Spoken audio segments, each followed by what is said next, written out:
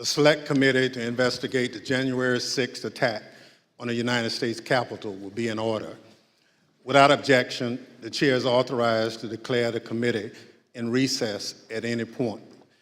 Pursuant to House Deposition Authority Regulation 10, the chair announces the committee's approval to release the deposition material presented during today's hearing. Good afternoon. At our last hearing, we told the story of a scheme driven by Donald Trump to pressure former Vice President Mike Pence to illegally overturn the election results. We showed that when the pressure campaign failed and Mike Pence fulfilled his constitutional obligation, Donald Trump turned a violent mob loose on him. We showed that the mob came within roughly 40 feet of the Vice President. Today, we'll show that what happened to Mike Pence wasn't an isolated part of Donald Trump's scheme to overturn the election. In fact, pressuring public servants into betraying their oaths was a fundamental part of the playbook. And a handful of election officials in several key states stood between Donald Trump and the upending of American democracy. As we begin today, it's important to remember when we count the votes for president, we count the votes state by state. For the most part, the candidates who win the popular vote in a state wins all the state's electoral college votes. And whoever wins a majority of the electoral college votes wins the presidency. So when Donald Trump tried to overturn the election results, he focused on just a few states. He wanted officials at the local and state level to say the vote was tainted by widespread fraud and throw out the results, even though, as we showed last week, there wasn't any voter fraud that could have overturned the election results. And like Mike Pence, these public servants wouldn't go along with Donald Trump's scheme. And when they wouldn't embrace the big lie and substitute the will of the voters with Donald Trump's will to remain in power, Donald Trump worked to ensure they faced the consequences. Threats to people's livelihood and lives, threats of violence that Donald Trump knew about and amplified. And in our other hearings, we can't just look backward at what happened in late 2020 and in the early 2021 because the danger hadn't gone away. Our democracy endured a mighty test on January 6th and in the days before. We say our institutions held. But what does that really mean? Democratic institutions aren't abstractions or ideas. They are local officials who oversee elections, secretaries of state, people in whom we placed our trust that they'll carry out their duties. But what if they don't? 2 weeks ago, New Mexico held its primary elections. One county commission refused to certify the results, citing vague, unsupported claims dealing with Dominion voting machines. The court stepped in, saying New Mexico law required the commission to certify the results. 2 of the 3 members of the commission finally relented. One still refused, saying his vote, quote, isn't based on any evidence, it's not based on any facts, it's only based on my gut feeling and my own intuition, and that's all I need.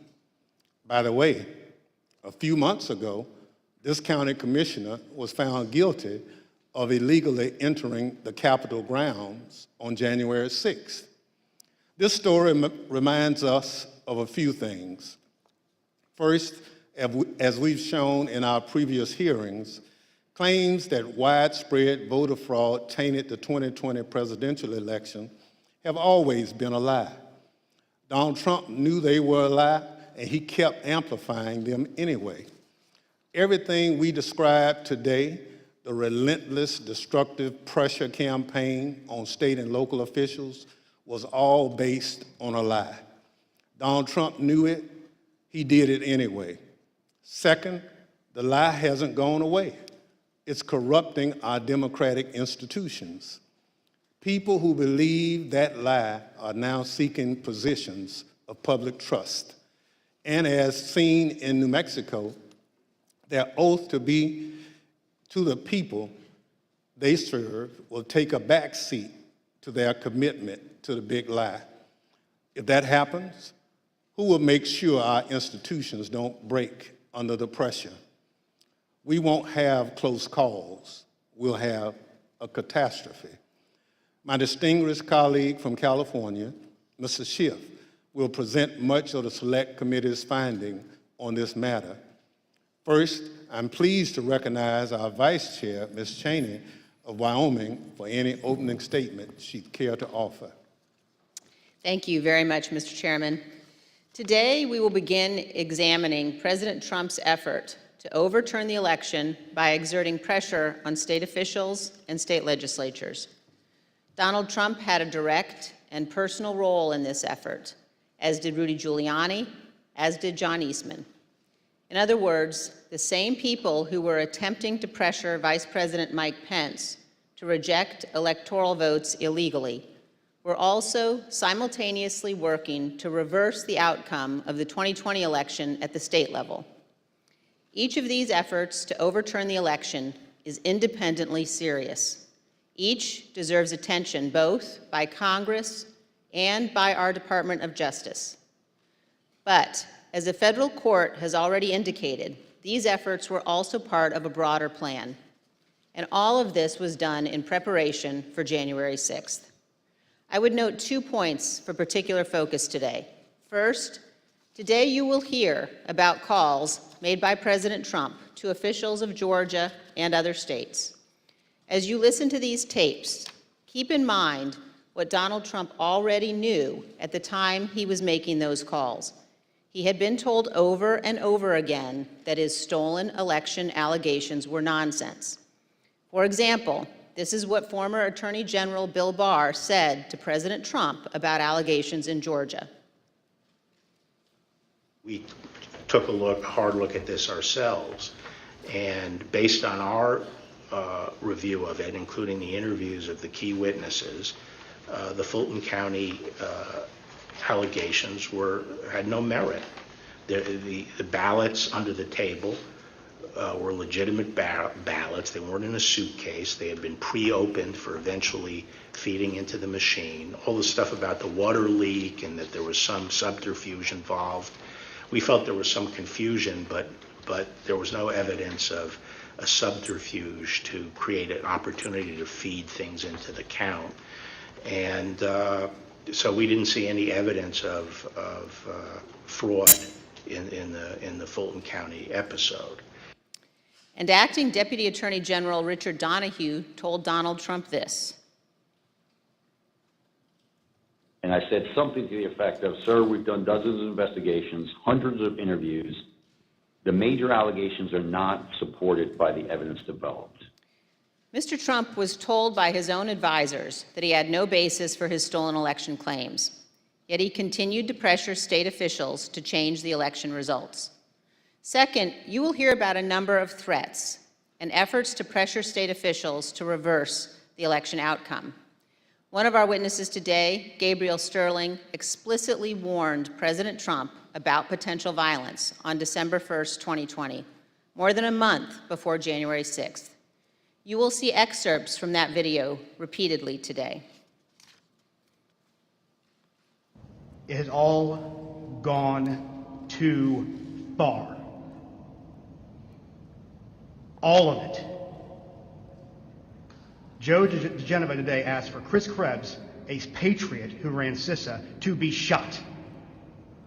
A 20-something tech in Gwinnett County today has death threats and a noose put out saying he should be hung for treason because he was transferring a report on batches from an EMS to a county computer so he could read it. It has to stop. Mr. President, you have not condemned these actions or this language. Senators, you have not condemned this language or these actions.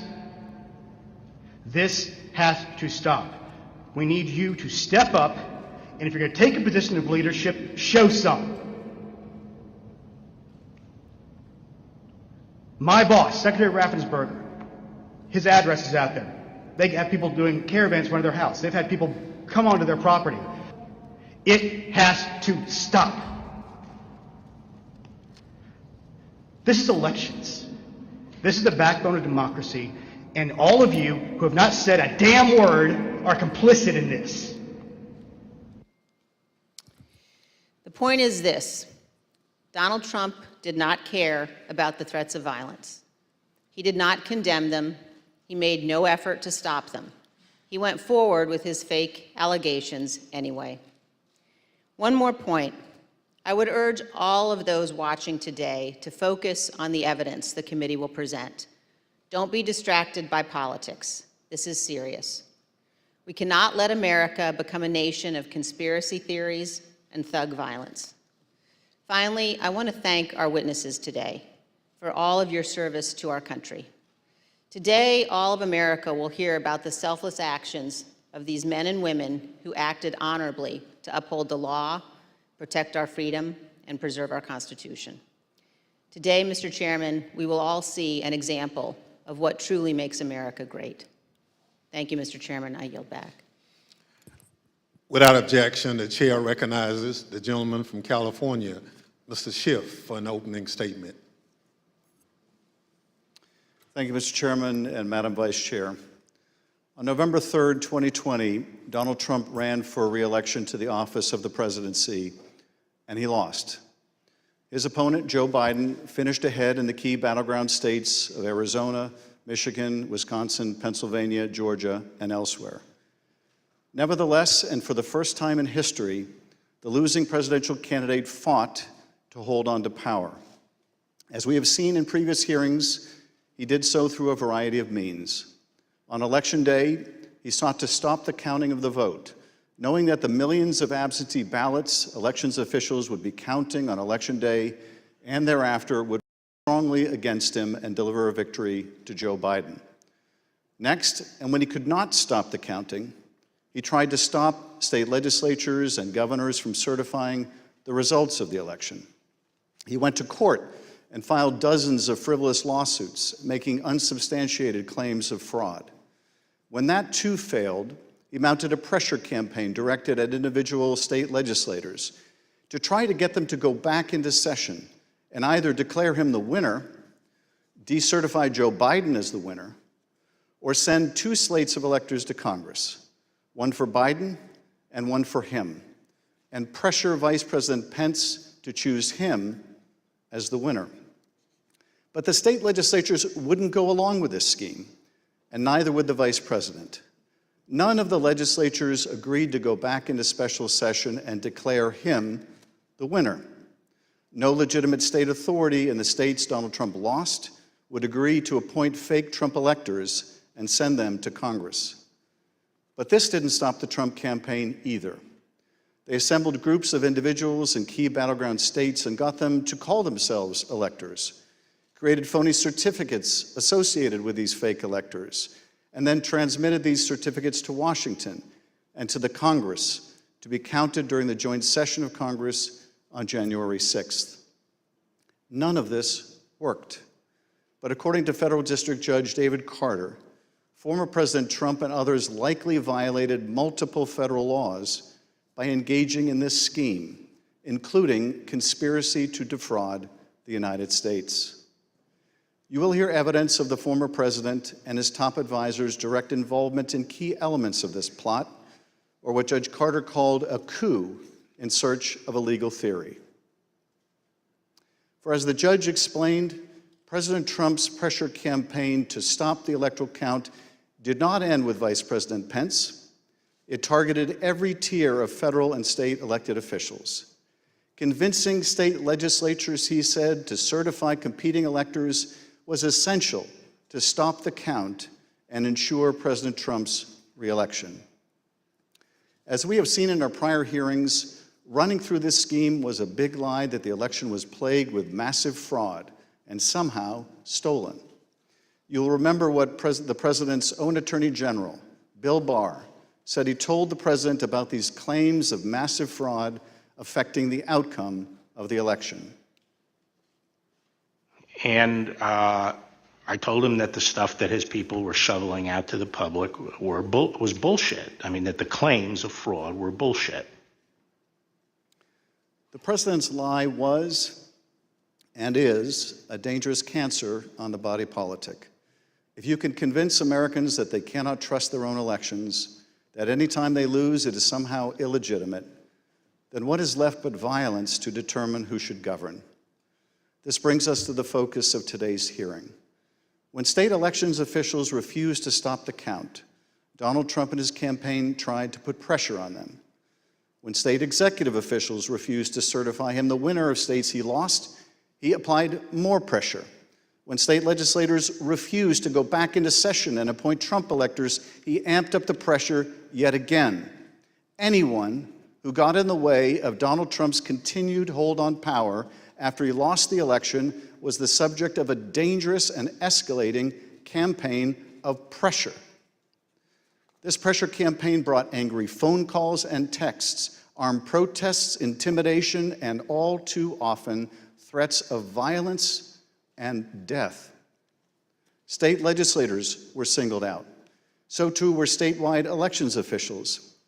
Even local elections workers, diligently doing their jobs, were accused of being criminals and had their lives turned upside down.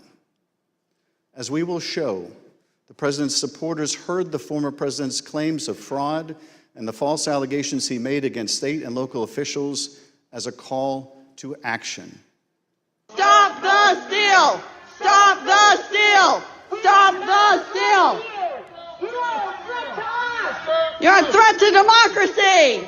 You're a threat to free and honest election! America! We love our rights and our freedom! Tyranny will not be allowed in our country. You're a tyrant, you're a felon, and you must turn yourself in to the authorities immediately. And then about 45 minutes later, we started to hear the noises outside my home, and my stomach sunk, and I thought, it's me. And then it's just, we don't know what's gonna, I mean, the uncertainty of that was what was the fear. Like, are they coming with guns? Are they gonna attack my house? I'm in here with my kid, I'm trying to put him to bed. And so it was, that was the scariest moment, just not knowing what was gonna happen. This pressure campaign against state and local officials spanned numerous contested states, as you will see in this video produced by the Select Committee. My name is Josh Roselman. I'm an investigative counsel for the House Select Committee to investigate the January 6th attack on the United States Capitol. Beginning in late November 2020, the president and his lawyers started appearing before state legislators, urging them to give their electoral votes to Trump, even though he lost the popular vote. I represent President Trump along with Jenna Ellis, and this is our fourth or fifth hearing. This election has to be turned around because we won Pennsylvania by a lot, and we won all of these swing states by a lot. This was a strategy with both practical and legal elements. The Select Committee has obtained an email from just 2 days after the election in which a Trump campaign lawyer named Cleta Mitchell asked another Trump lawyer, John Eastman, to write a memo justifying the idea. When do you remember this coming up as an option in the post-election period for the first time? Right after the election. It might have been before the election. Eastman prepared a memo attempting to justify this strategy, which was circulated to the Trump White House, Rudy Giuliani's legal team, and state legislators around the country. And he appeared before the Georgia State Legislature to advocate for it publicly. You could also do what the Florida legislature was prepared to do, which is to adopt a slate of electors yourselves. And when you add in the mix of the significant statistical anomalies and sworn affidavits and video evidence of outright election fraud, I don't think it's just your authority to do that, but quite frankly, I think you have a duty to do that, to protect the integrity of the election here in Georgia. But Republican officials in several states released public statements recognizing that President Trump's proposal was unlawful. For instance, Georgia Governor Brian Kemp called the proposal unconstitutional, while Arizona House Speaker Rusty Bowers wrote that the idea would undermine the rule of law. The pressure campaign to get state legislators to go along with the scheme intensified when President Trump invited delegations from Michigan and Pennsylvania to the White House. Either you or Speaker Chatfield, did you make the point to the president that you were not going to do anything that violated Michigan law? I believe we did. Whether or not it was those exact words or not, but I think that the words that I would have more likely used is we were going to follow the law. Nevertheless, the pressure continued. The next day, President Trump tweeted, quote, "Hopefully the courts and/or legislatures will have the courage to do what has to be done to maintain the integrity of our elections and the United States of America itself. The world is watching." He posted multiple messages on Facebook listing the contact information for state officials and urging his supporters to contact them to, quote, "demand a vote on decertification." In one of those posts, President Trump disclosed Mike Shirkey's personal phone number to his millions of followers. All I remember is receiving over just shy of 4,000 text messages over a short period of time, calling to take action. It was a loud noise, loud, consistent cadence of, we hear that the Trump folks are calling and asking for changes in the electors, and you guys can do this. Well, they were believing things that were untrue. These efforts also involved targeted outreach to state legislators. Hi, Representative. My name is Angela McCallum. I'm calling from Trump campaign headquarters in Washington, D.C. You do have the power to reclaim your authority and send a slate of electors that will support President Trump and Vice President Pence. From President Trump's lawyers and from Trump himself. And I've become friendly with legislators that I didn't know 4 weeks ago. Another legislator, Pennsylvania House Speaker Brian Cutler, received daily voicemails from Trump's lawyers in the last week of November. Mr. Speaker, this is Rudy Giuliani and Jenna Ellis. We're calling you together because we'd like to discuss, obviously, the election. Hello, Mr. Speaker. This is Jenna Ellis, and I'm here with Mayor Giuliani.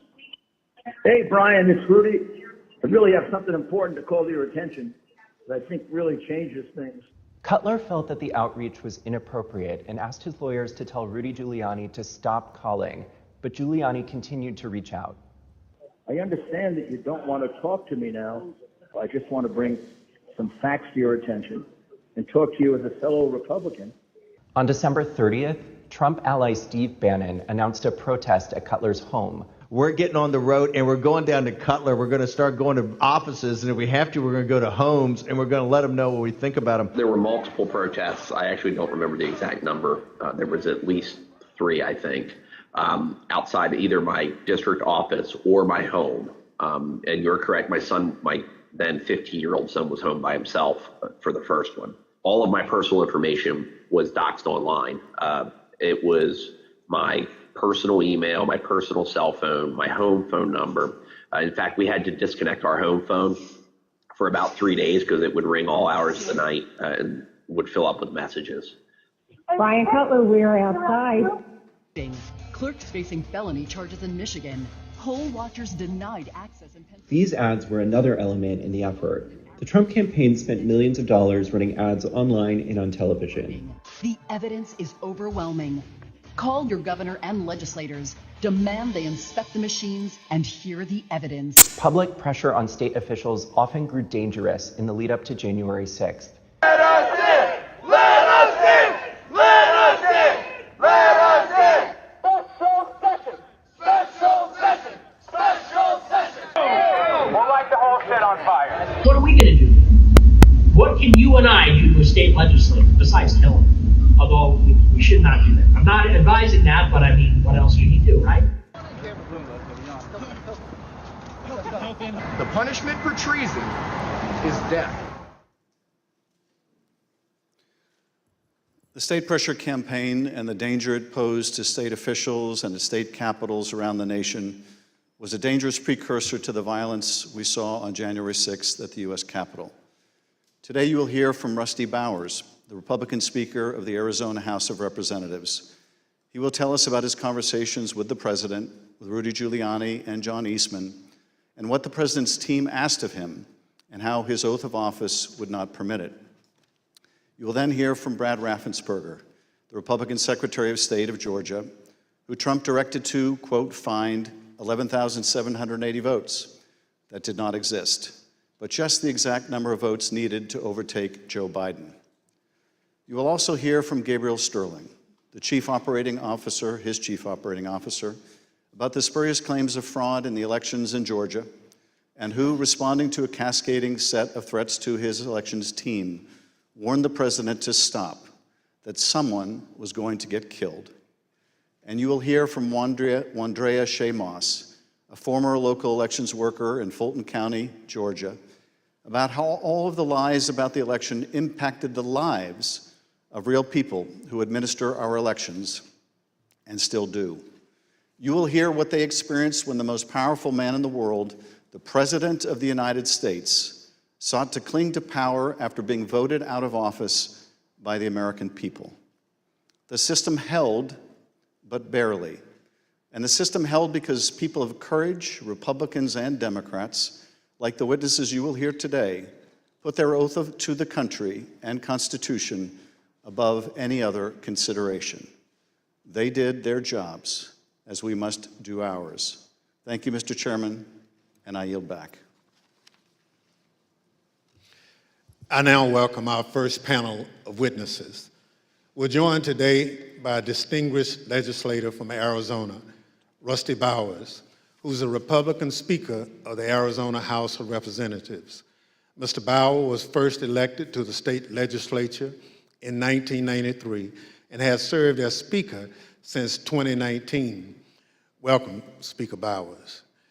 Brad Raffensperger is the 29th Secretary of State of Georgia, serving in this role since 2019. As an elected official and a Republican, Secretary Raffensperger is responsible for supervising elections in Georgia and maintaining the state's public records.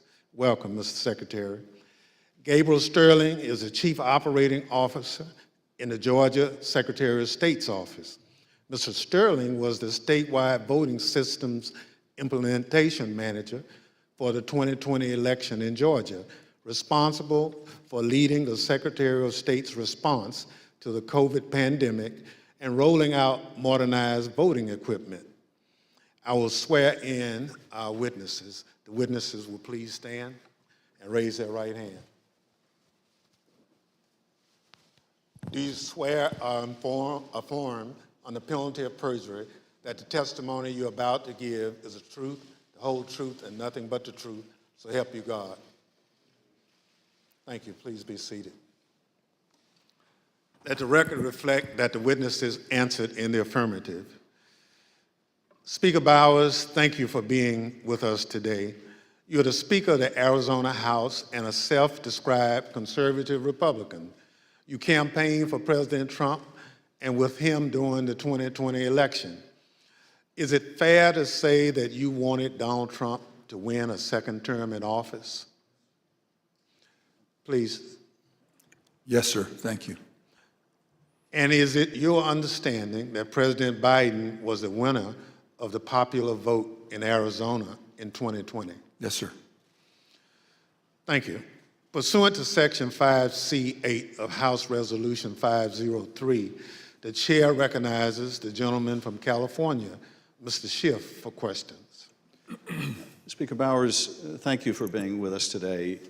Before we begin with the questions that I had prepared for you, I wanted to ask you about a statement that former President Trump issued, which I received just prior to the hearing. Have you had a chance to review that statement? My counsel called from Arizona and read it to me. Yes, sir. In that statement, I won't read it in its entirety.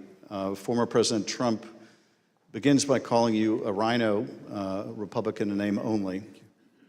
He then references a conversation in November 2020 in which he claims that you told him that the election was rigged and that he had won Arizona. To quote the former president, during the conversation, He told me the election was rigged and that I won Arizona, unquote.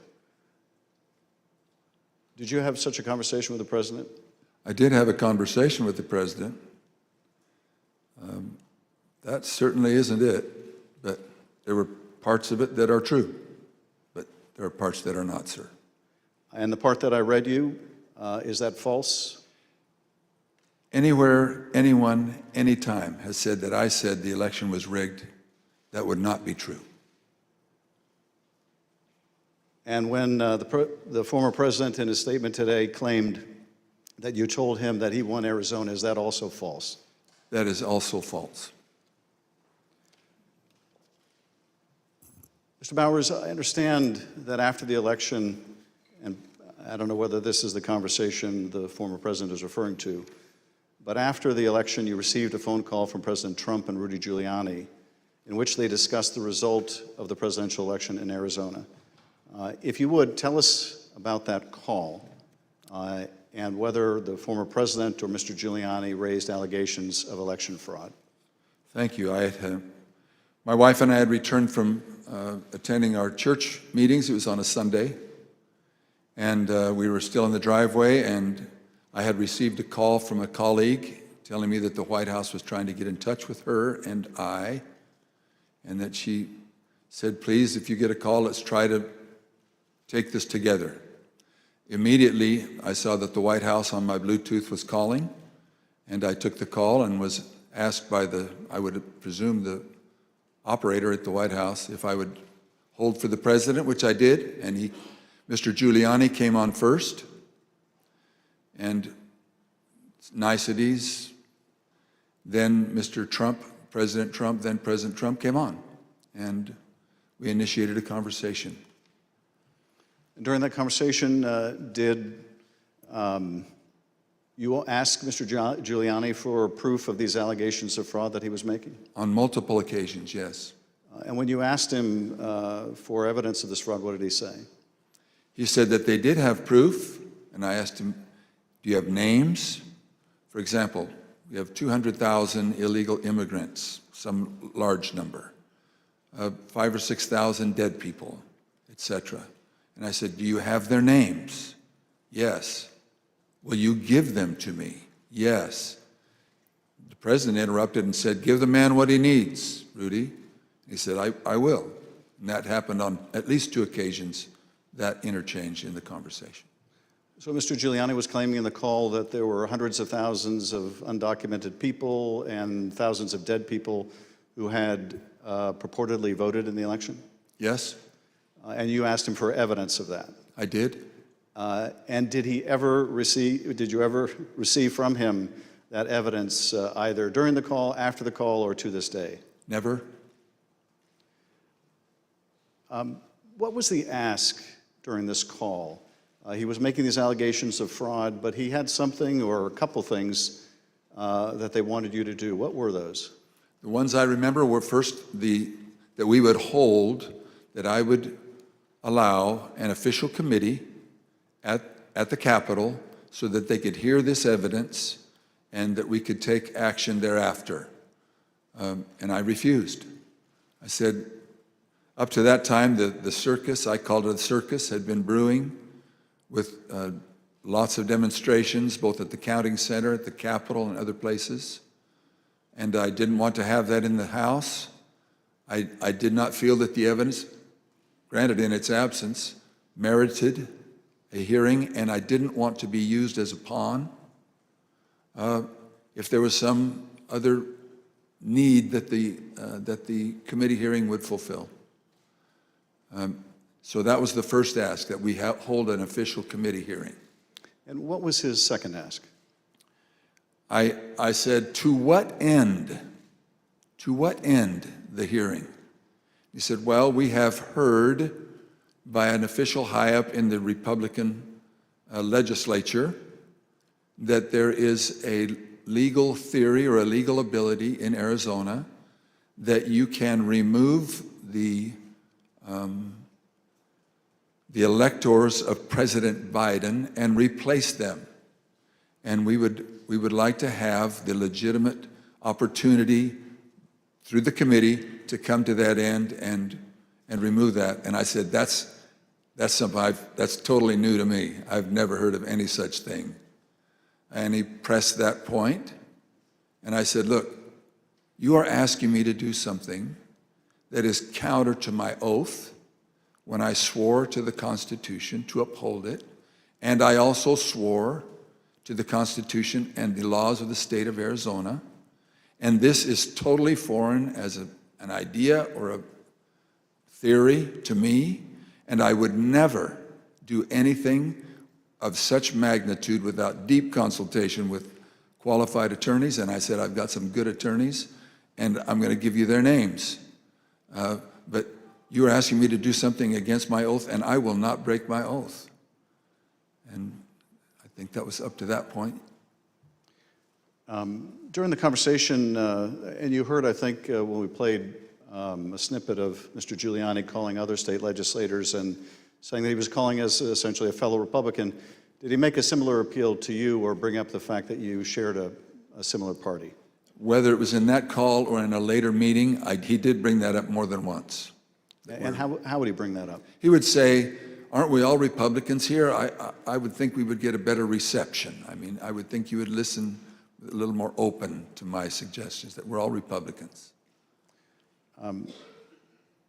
And this evidence that you asked him for that would justify this extraordinary step, I think you said they never produced. Why did you feel, either in the absence of that evidence or with it, what they were asking you to do would violate your oath to the Constitution? First of all, when the people, and in Arizona, I believe it's some 40 plus years earlier, the legislature had established the manner of electing our officials, or the electors for the presidential race. Once it was given to the people, as in Bush v. Gore, illustrated by the Supreme Court, it becomes a fundamental right of the people. So as far as I was concerned, for someone to ask me in the, I would call it a paucity, there was no evidence being presented of any strength. Evidence can be hearsay evidence, it's still evidence, but it's still hearsay. But strong judicial quality evidence, anything that would say to me, you have a doubt, deny your oath. I will not do that. And on more than one occasion throughout all this, that has been brought up, and it is a tenet of my faith that the Constitution is divinely inspired of my most basic foundational beliefs. And so for me to do that because somebody just asked me to is foreign to my very being. I will not do it. During that conversation, Speaker Bowers, did you ask him if what he was proposing had ever been done before? I did. And what did he say? He said, well, I'm not familiar with Arizona law or any other laws, but I don't think so. And that also was brought up in other conversations, both with him and with John Eastman and others. Speaker Bowers, I understand that a week after that call, Mr. Giuliani appeared with others associated with President Trump's effort to overturn the result of the election at a purported legislative hearing in a hotel ballroom in Phoenix. Was this an official hearing of the state legislature? It was not. And why was it not a real or official hearing of the legislature? A legislator can hold a group meeting. You can call it a hearing. But when they ask me to have an official hearing, we establish it by protocols, public notice, etc. It's typically held at the Capitol, but it doesn't need to be. We can authorize a hearing off campus. And in this case, I had been asked on several occasions to allow a hearing. I had denied it, but said, you're free to hold a meeting, any meeting you want, to the person who asked, and which he ultimately did at think he was a little frustrated, but he ultimately did. This meeting was the same day, I believe, that the governor of Arizona, Doug Ducey, certified Biden as the winner of the presidential election in Arizona. Did you meet with Mr. Giuliani and his associates while they were in Phoenix sometime after that purported legislative hearing at the hotel? Yes, I did, sir. And at that meeting, did Mr. Giuliani raise any specific allegations of election fraud again? His initial comments were, again, the litany of groups of illegal individuals or people deceased, etc. And he had brought that up, and I wasn't alone in that meeting. There were others, and other members of the Senate aggressively questioned him. And then I proceeded to question him on the proof that he was going to bring me, etc. But he did bring those up, yes. And these other legislators were also Republican members of the Senate? They were, yes, sir. And did they also press him for proof of these allegations? They pressed him very strongly. Two of them especially, very strongly. And at some point, did Mr. Giuliani ask one of the other attorneys on his team to help him out with the evidence?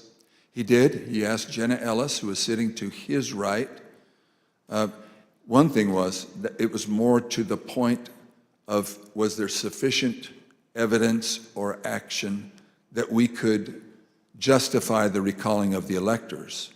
But at that part of the conversation, I know he referred to someone else. But he did ask, do we have the proof, to Jenna, Miss Ellis? And she said, yes. And I said, I want the names. Do you have the names? Yes. Do you have how they voted? We have all the information. I said, can you get to me that information? Did you bring it with you? She said, no. Both Mr. Giuliani asked her, and I asked generally if they'd brought it with them. She said, no, it's not with me, but we can get it to you. And I said, then you didn't bring me the evidence, which was repeated in different iterations for some period of time. At some point, did one of them make a comment that they didn't have evidence, but they had a lot of theories? That was Mr. Giuliani. And what exactly did he say, and how did that come up? My recollection, he said, we've got lots of theories, we just don't have the evidence. And I don't know if that was a gaffe, or maybe he didn't think through what he said, but both myself and others in my group, the three in my group and my counsel, both remembered that specifically, and afterwards we kind of laughed about it.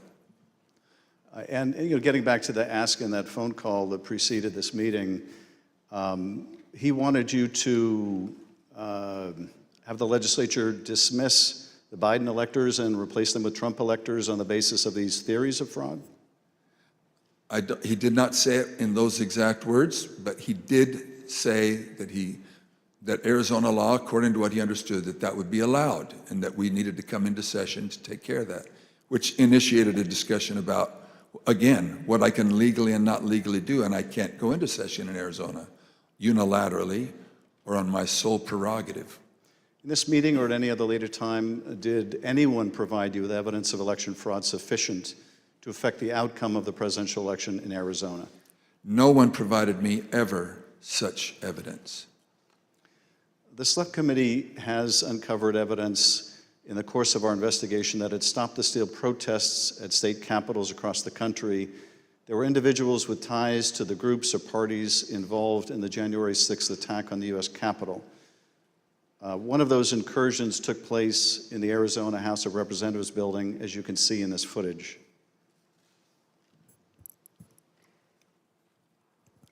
This is previously undisclosed video of protesters illegally entering and refusing to leave the building. One of the individuals prominently shown in this video is Jacob Chansley. Perhaps better known as the QAnon shaman, this rioter entered the Capitol on January 6th, was photographed leaving a threatening note on the dais in the U.S. Senate chamber, and was ultimately sentenced to 41 months in prison after pleading guilty to obstruction of an official proceeding. Other protesters who occupied the Arizona House of Representatives building included Proud Boys, while men armed with rifles stood just outside the entrance. I understand these protesters were calling for you by name, Speaker Bowers. Is that correct? That is correct. Speaker Bowers, did the president call you again in later in December? He did, sir. Did you tell the president in that second call that you supported him, that you voted for him, but that you were not going to do anything illegal for him? I did, sir. Nevertheless, his lawyer, John Eastman, called you some days later on June 4th, 2021, and he did have a very specific ask that would have required you to do just what you had already told the president you wouldn't do, something that would violate your oath. Is that correct? That's correct. It wasn't just me. I had my counsel and others on the call. And what did Dr. Eastman want you to do? That we would, in fact, take a vote to overthrow, or I shouldn't say overthrow, that we would decertify the electors, and that because we had plenary authority to do so. And he cited Article 2, Section 1, I think it's Clause 2, and said that in his opinion that gave us the authority if there was, I don't recall him saying sufficient evidence, but there was some call or some strong reason to do so that we, or justification to do so that we could do that. And that he was asking that his suggestion was that we would do it. And I said, again, I took an oath. For me to take that, to do what you do, would be counter to my oath. I don't recall if it was in that conversation, clearly, that we talked more about the oath, but I said, what would you have me do? And he said, just do it and let the court sort it out. And I said, you're asking me to do something that's never been done in history, the history of the United States, and I'm going to put my state through that without sufficient proof, and that's going to be good enough with me? That I would put us through that, my state, that I swore to uphold both in Constitution and in law? No, sir. He said, well, that's my suggestion would be just do it and let the courts figure it all out. And he didn't use that exact phrase, but that was what his meaning was, and I declined, and I believe that was close to the end of our phone call. And again, this took place after you had recently spoken with President Trump and told him that you wouldn't do anything illegal for him. Is that right? It wasn't days after. Obviously, it was days after, but a few days had gone by. But you had told President Trump you would not do anything illegal for him. I did, both times. And you told Dr. Eastman that you did not believe there was legal support to justify what he was asking, but he still wanted you to do it and effectively let the courts work it out? I've been warned, don't say things you think, maybe he said, but I do remember him saying that the authority of the legislature was plenary and that you can do it. I said, then you should know that I can't even call the legislature into session without a 2/3 majority vote. We're only 30 plus 1. There's no way that could happen. But in your view, what he was asking you to do would have violated your oath to the Constitution, both the United States Constitution and the Constitution of the state of Arizona? Yes, sir. Did you also receive a call from U.S. Representative Andy Biggs of Arizona on the morning of January 6th? I did. And what did Mr. Biggs ask you to do? I believe that was the day that the vote was occurring to each state to have certification, or to declare the certification of the electors. And he asked if I would sign on both to a letter that had been sent from my state and or that I would support the decertification of the electors. And I said I would not. Mr. Speaker, on December 4th, 2020, shortly after your meeting with Rudy Giuliani and other allies of President Trump, you released a statement publicly addressing, quote, calls for the legislature to overturn the 2020 certified election results. The statement is very straightforward in explaining the, quote, breathtaking request, unquote, made by representatives of President Trump, quote, that the Arizona legislature overturn the certified results of last month's election and deliver the state's electoral college votes to President Trump, unquote. Why did you believe, as you wrote in this statement, that the rule of law forbid you from doing what President Trump and his allies wanted you to do? Representative, I'm sorry, I should be saying, Mr. Chairman, Representative Schiff, there's two sides to the answer. One is, what am I allowed to do, and what am I forbidden to do?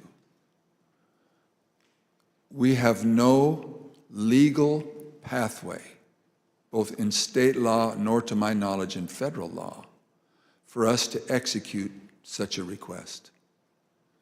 And I am not allowed to walk or act beyond my authority. If I'm not specifically authorized as a legislator, as a legislature, then I cannot act to the point of calling us into session. Some say that just a few legislators have plenary authority, and that has come as part of all of this discussion, I'll call it.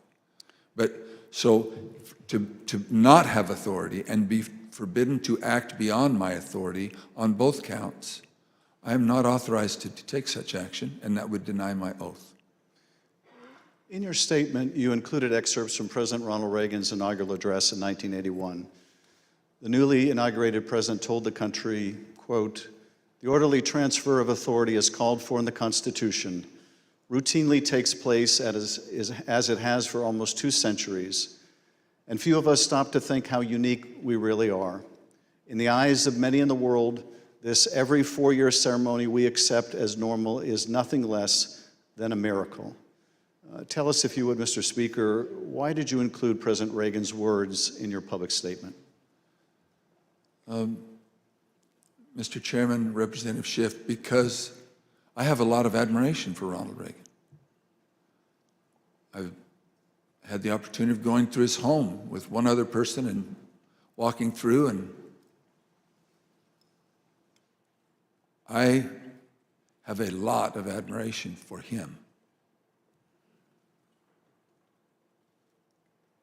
When he pointed out, which is, I have lived in other country for a period of time and have visited a few countries, and during election times, the fact that we allow an election, support an election, and stand behind the election, even in the past when there have been serious questions about the election, and then move on without disturbance and with acceptance that we choose to follow the outcome of the will of the people. That will, it means a lot to me, and I know it meant a lot to him, and so we included that.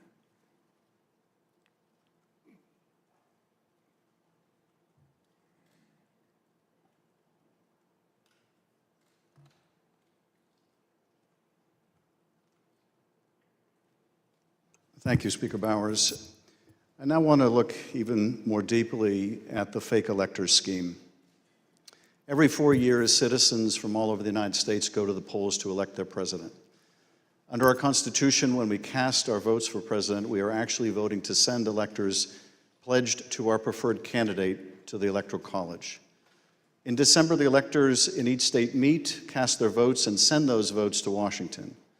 There is only one legitimate slate of electors from each state.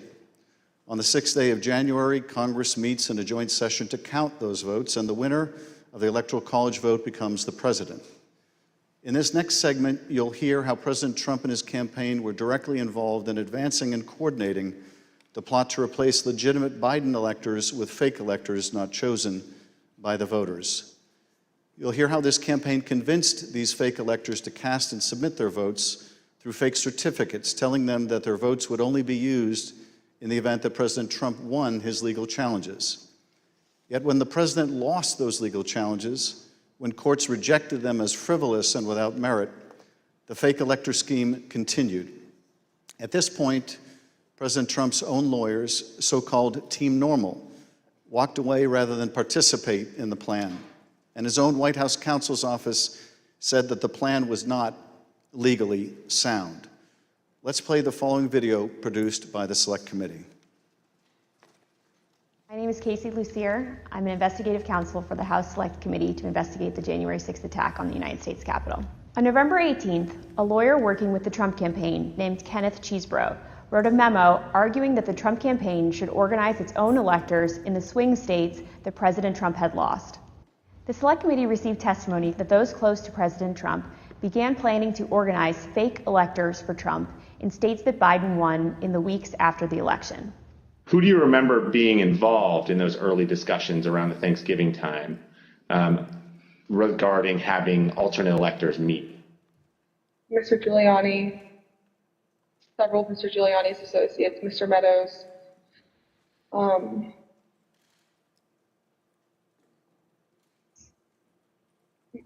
members of Congress, although it's difficult to distinguish if the members that I'm thinking of were involved during Thanksgiving or if they were involved as we progressed through December.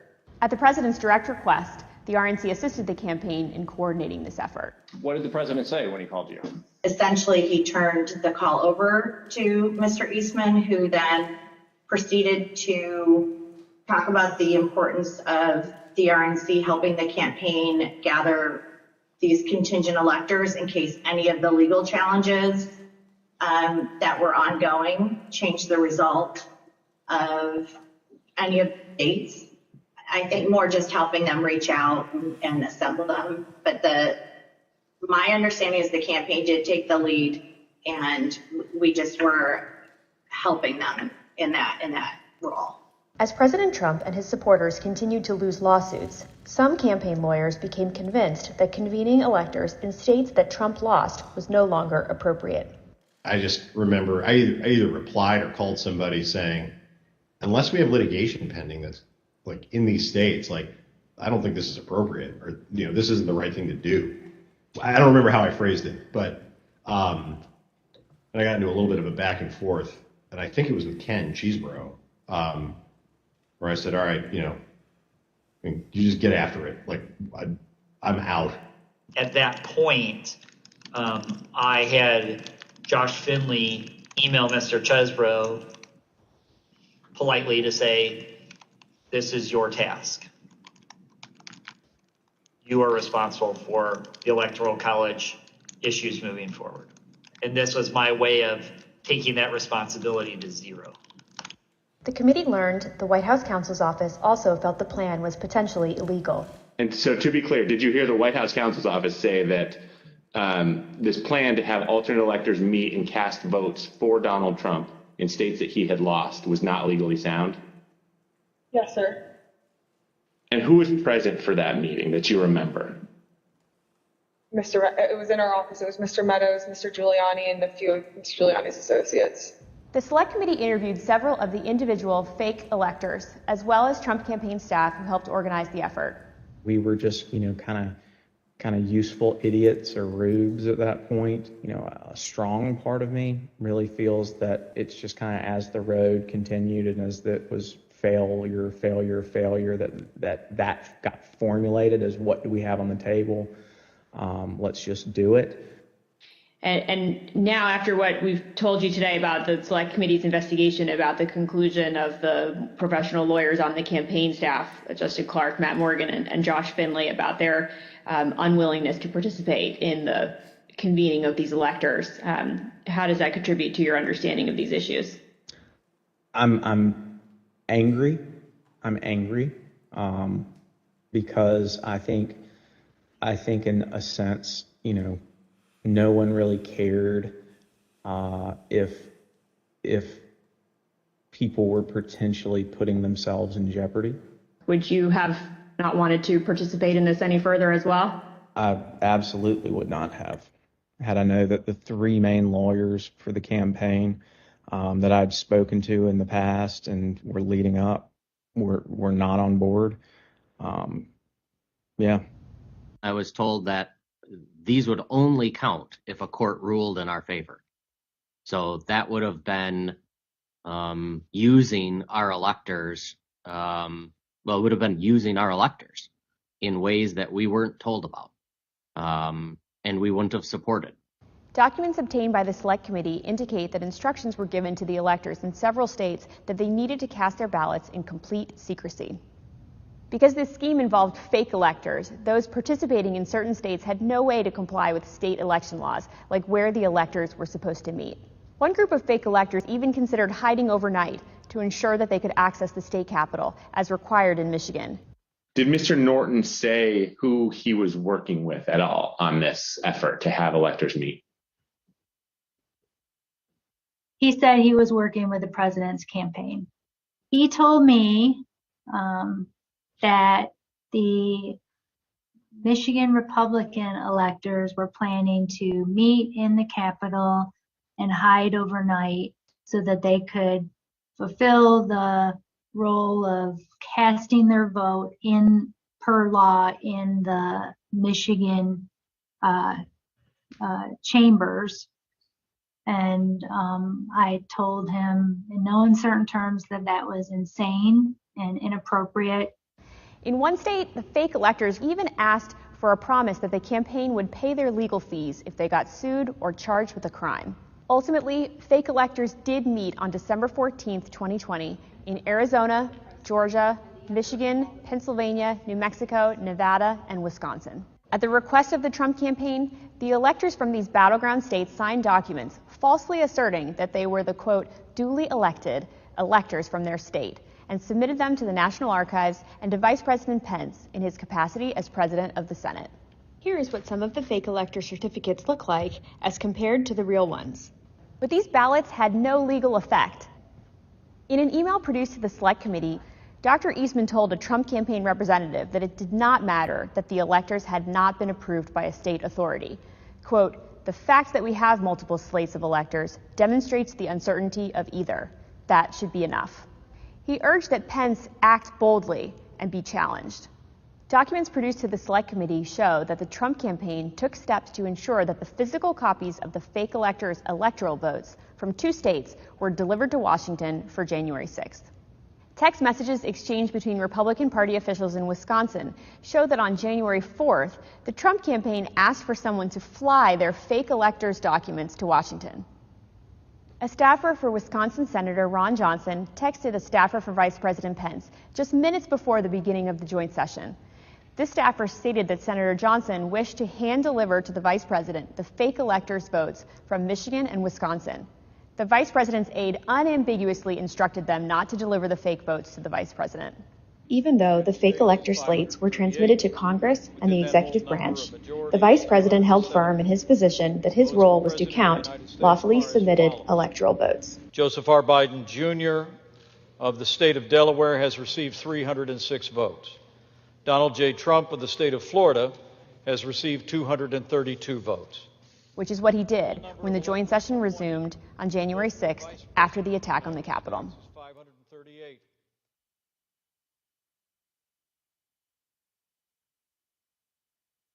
What we just heard in that video was an aide to the White House Chief of Staff telling this committee that the White House Counsel's office felt that this fake electors plan was not legally sound. Nevertheless, the Trump campaign went forward with the scheme anyway. Speaker Bowers, were you aware that fake electors had met in Phoenix on December 14th and purported to cast electoral votes for President Trump? I was not. When you learned that these electors had met and sent their electoral votes to Washington, what did you think? Well, I thought of the book, The Gang That Couldn't Shoot Straight. And I just thought, this is a tragic parody. Mr. Bowers, I understand that as you flew from Phoenix to Washington yesterday, you reflected upon some passages from a personal journal that you were keeping in December 2020 while all of this was taking place. With your permission, I'm wondering if you would be willing to share one passage in particular with us. Thank you very much It is painful to have friends who have been such a help to me turn on me with such rancor. I may, in the eyes of men, not hold correct opinions or act according to their vision or convictions, but I do not take this current situation in a light manner, a fearful manner, or a vengeful manner. I do not want to be a winner by cheating. I will not play with laws I swore allegiance to with any contrived desire towards deflection of my deep foundational desire to follow God's will as I believe He led my conscience to embrace. How else will I ever approach Him in the wilderness of life, knowing that I ask this guidance only to show myself a coward in defending the course He let me take. He led me to take. Thank you, Mr. Speaker. Those are powerful words. I understand that taking the courageous positions that you did following the 2020 election in defense of the rule of law and protecting the voters of Arizona resulted in you and your family being subjected to protests and terrible threats. Can you tell us how this impacted you and your family? Well, as others in the videos have mentioned, we received, my secretaries would say, in excess of 20,000 emails and tens of thousands of voicemails and texts, which saturated our offices and we were unable to work, or at least communicate. But at home, up till even recently, it is the new pattern or a pattern in our lives to worry what will happen on Saturdays, because we have various groups come by and they have had video panel trucks with videos of me proclaiming me to be a pedophile and a pervert and a corrupt and politician, and blaring loudspeakers in my neighborhood and leaving literature both on my property, but arguing and threatening with neighbors and with myself.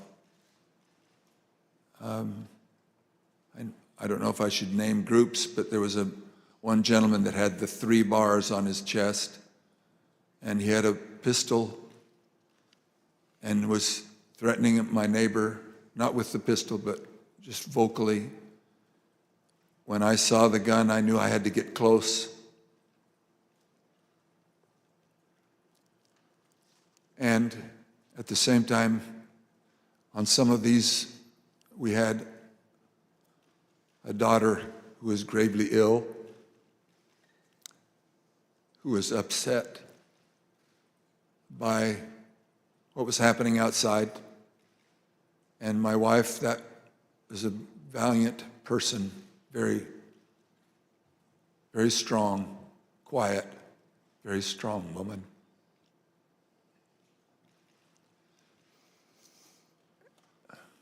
So it was disturbing. It was disturbing.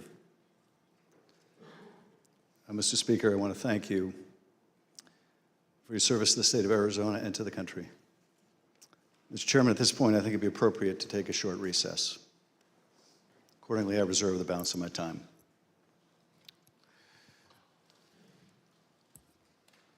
The chair requests that those in the hearing room remain seated until the Capitol Police have escorted members and witnesses from the room. We'll have 5 minutes, 5-minute recess.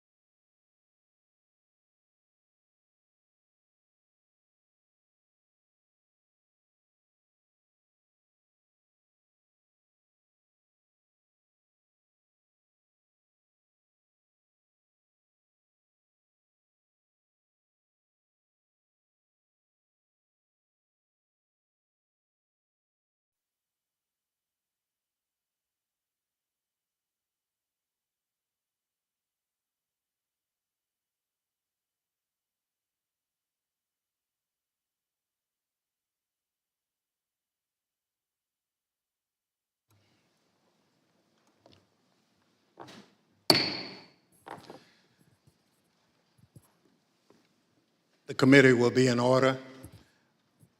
President Trump's pressure campaign against state officials existed in all the key battleground states that he lost. But the former president had a particular obsession with Georgia. Here is the president on the afternoon of January 6th, after his own attorney general warned him that the claims you are about to hear are patently false. They should find those votes. They should absolutely find that. Just over 11,000 votes, that's all we need. They defrauded us out of a win in Georgia, and we're not going to forget it. So the state of Georgia is where we will turn our attention to next. I want to emphasize that our investigation into these issues is still ongoing. As I stated in our last hearing, if you have relevant information or documentary evidence to share with the Select Committee, we welcome your cooperation.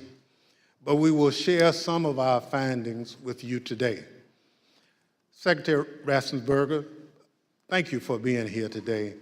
You've been a public servant in Georgia since 2015, serving first as a member of the Georgia House of Representatives, and then, since January 2019, as Georgia's Secretary of State. As a self-described conservative Republican, is it fair to say that you wanted President Trump to win the 2020 election? Yes, it is. Mr. Secretary, many witnesses have told the Select Committee that Election Day, November 3rd, 2020, was a largely uneventful day in their home states. In spite of the challenges of conducting an election during a pandemic, you wrote in the Washington Post that the election was, quote, successful. Tell us, what was your impression of how Election Day had proceeded in Georgia? On Election Day in November, our election went remarkably smooth. In fact, we meet at the GEMA headquarters. That's the Georgia Energy Emergency Management Association meeting location, but we were following wait times in line. In the afternoon, our average wait time was 3 minutes statewide that we were recording for various precincts, and it actually got down to 2 minutes. And at the end of the day, we felt that we had a successful election from the standpoint of the administration and the operation of the election. Thank you. The chair recognizes the gentleman from California, Mr. Schiff. Thank you, Mr. Chairman. Secretary Raffensperger, did Joe Biden win the 2020 presidential election in Georgia, and by what margin? President Biden carried the state of Georgia by approximately 12,000 votes. And Mr. Secretary, as I understand it, your office took several steps to ensure the accuracy of the vote count in Georgia, reviewing the vote count in at least 3 different ways. These steps included a machine recount, a forensic audit, and a full hand recount of every one of the 5 million ballots cast. Did these efforts, including a recount of literally every ballot cast in the state of Georgia, confirm the result? Yes, they did. We counted the ballots where the first tabulation would be scanned. Then when we did our 100% hand audit of the all 5 million ballots in the state of Georgia, all cast in place, all absentee ballots, they were all hand recounted, and they came remarkably close to the first count. And then upon the election being certified, President Trump, because he was within 0.5%, could ask for a recount. And then we recounted them again through the scanners, and we got remarkably the same count. 3 counts, all remarkably close, which showed that President Trump did come up short. Nevertheless, as you will see, the president and his allies began making numerous false allegations of voter fraud, false allegations that you and Mr. Sterling, among others, had to address. Mr. Sterling, thank you also for being here today. Following the 2020 election, in addition to your normal duties, I understand that you became a spokesperson to try to combat disinformation about the election and the danger it was creating for elections officials, among others. In a December 1 press conference, you addressed some of your remarks directly to President Trump. Let's take a look at what you said that day. Mr. President, it looks like you likely lost the state of Georgia. We're investigating. There's always a possibility. I get it. And you have the rights to go through the courts. What you don't have the ability to do, and you need to step up and say this, is stop inspiring people to commit potential acts of violence. Someone's going to get hurt, someone's going to get shot, someone's going to get killed. And it's not right. It's not right. Mr. Sterling, what prompted you to make these remarks? Mr. Schiff, we had a previously scheduled press conference that day, as we were in the habit of doing, trying to be as transparent as we could about the election and the counts going on. A little after lunch that day, lunchtime, I received a call from the project manager from Dominion Voting Systems, who was oddly, audibly shaken. She's not the kind of person I would assume would be that way. She has a master's from MIT, a graduate of the Naval Academy, and is very much on the ball and pretty unflappable. And she informed me about a young contractor they had who had been receiving threats from a video had been posted by some QAnon supporters. And at that point, we had been steeping in this kind of stuff. So it was around us all the time. So I didn't take note of it more than adding to the pile of other stuff we were having to deal with. And I did pull up Twitter and I scrolled through it and I saw the young man's name. It was a particular tweet that, for lack of a better word, was a straw that broke the camel's back. Had the young man's name. It was a very unique name. I believe he was a first-generation American. And it said, had his name, "You committed treason. May God have mercy on your soul," with a slowly twisting gif of a noose. And for lack of a better word, I lost it. I just got irate. My boss was with me at the time, the Deputy Secretary, Jordan Fuchs, and she could tell that I was angry. I tend to turn red from here up when that happens, and that happened at that time. And she called Secretary Raffensperger to say, "We're seeing these kind of threats, and Gabe thinks we need to say something about it." And the Secretary said yes, and that's what prompted me to do what I did. I lost my temper, but it seemed necessary at the time because it was just getting worse. And I could not tell you why that particular one was the one that put me over the edge, but it did. Now, after you made this plea to the president, did Donald Trump urge his supporters to avoid the use of violence? Not to my knowledge. Now, as we know, the president was aware of your speech because he tweeted about it later that day. Let's take a look at what the president said. In the tweet, Donald Trump claims that there was, quote, "massive voter fraud in Georgia." Mr. Sterling, that was just plain false, wasn't it? Yes, sir. Nevertheless, the very next day, on December 2nd, President Trump released a lengthy video again making false claims of election fraud in Georgia. Let's take a look at what he said this time.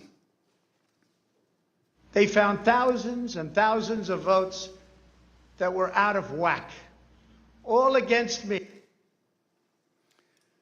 In fact, the day after Donald Trump released that video, so now we're talking just 2 days after the emotional warning that you gave that someone's going to get killed, representatives of President Trump appeared in Georgia, including Rudy Giuliani, and launched a new conspiracy theory that would take on a life of its own and threaten the lives of several innocent election workers. This story falsely alleges that sometime during election night, election workers at the State Farm Arena in Atlanta, Georgia, kicked out poll observers. After the observers left, the story goes, these workers pulled so-called suitcases of ballots from under a table and ran those ballots through counting machines multiple times. Completely without evidence, President Trump and his allies claimed that these suitcases contained as many as 18,000 ballots, all for Joe Biden. None of this was true. But Rudy Giuliani appeared before the Georgia State Senate and played a surveillance video from State Farm Arena, falsely claiming that it showed this conspiracy taking place.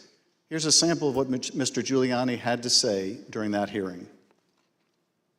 And when you look at what you saw on the video, which to me was a smoking gun, powerful smoking gun, well, I don't have to be a genius to figure out what happened.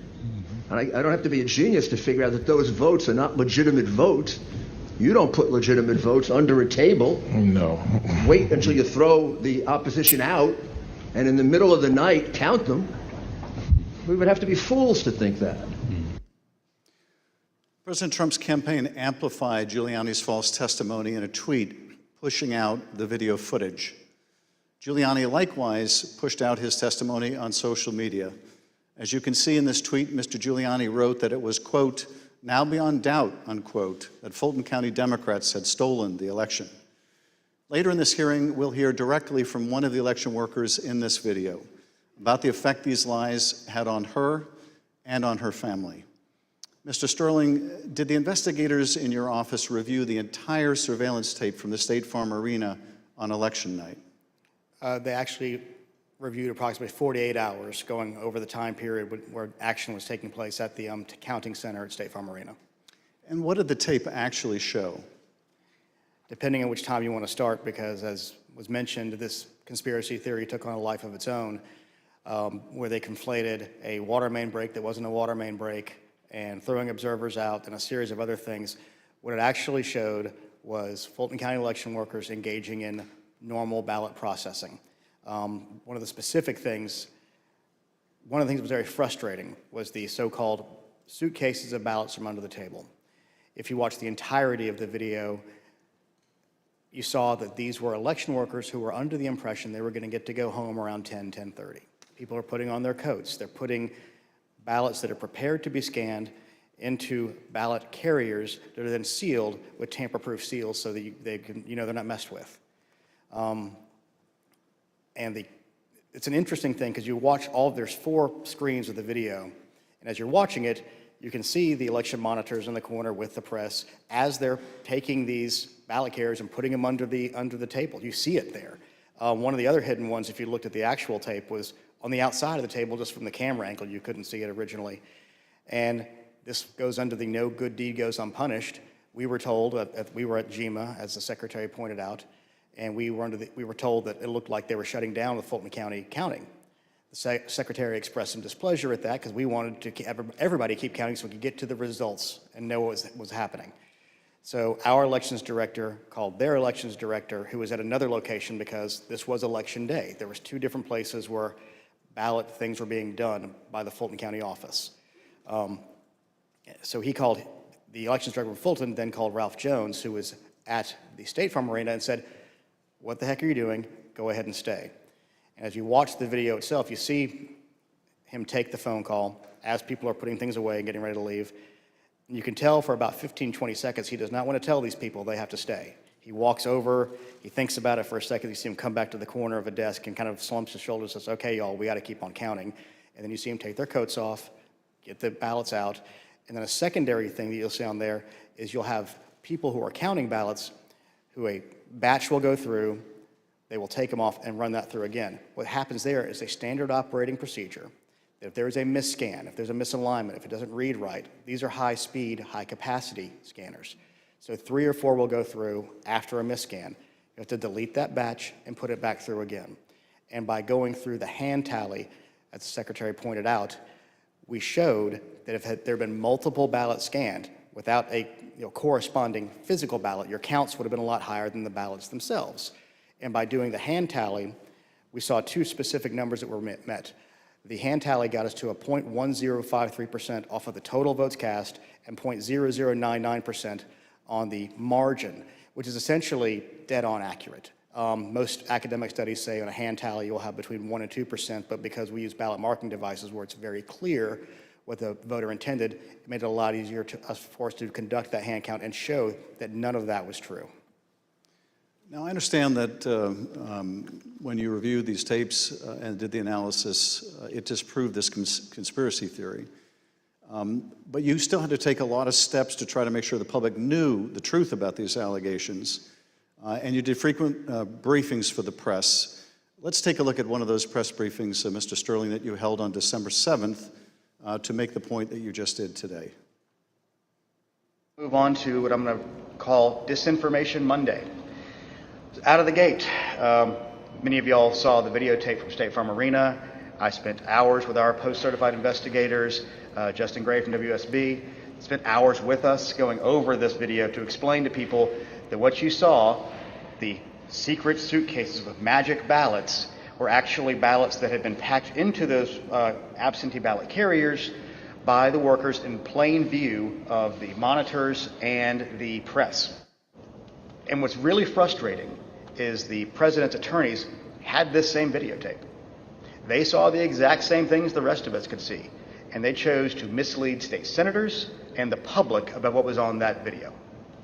I'm quite sure that they will not characterize the video if they try to enter into evidence, because that is the kind of thing that could lead to sanctions, because it's obviously untrue. They knew it was untrue, and they continue to do things like this. Mr. Sterling, despite the efforts by your office to combat this misinformation by speaking out publicly and through local media, you were unable to match the reach of President Trump's platform and social media megaphone spreading these false conspiracy theories. What was it like to compete with a president who had the biggest bully pulpit in the world to push out these false claims? For lack of a better word, it was frustrating. But oftentimes I felt our information was getting out, but that there was a reticence of people who needed to believe it because the President of the United States, whom many looked up to and respected, was telling them it wasn't true, despite the facts. And I have characterized at one point it was kind of like a shovel trying to empty the ocean. And yes, it was frustrating. I even have family members who I had to argue with about some of these things, and I would show them things, and the problem you have is you're getting to people's hearts.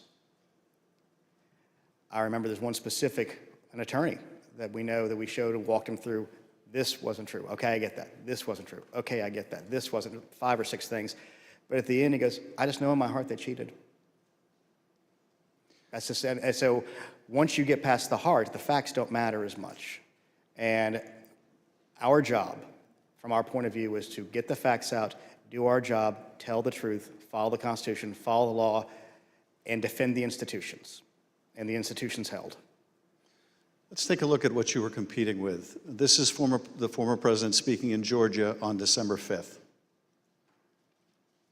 Evidence of fraud is overwhelming, and again, I'm going to ask you to look up at that very, very powerful and very expensive screen. Hidden cases of possible ballots are rolled out from under a table. 4 people under a cloud of suspicion. So, if you just take the crime of what those Democrat workers were doing, and by the way, there was no water main break. They said there was no water main break. That's 10 times more than I need to win this state. 10 times more.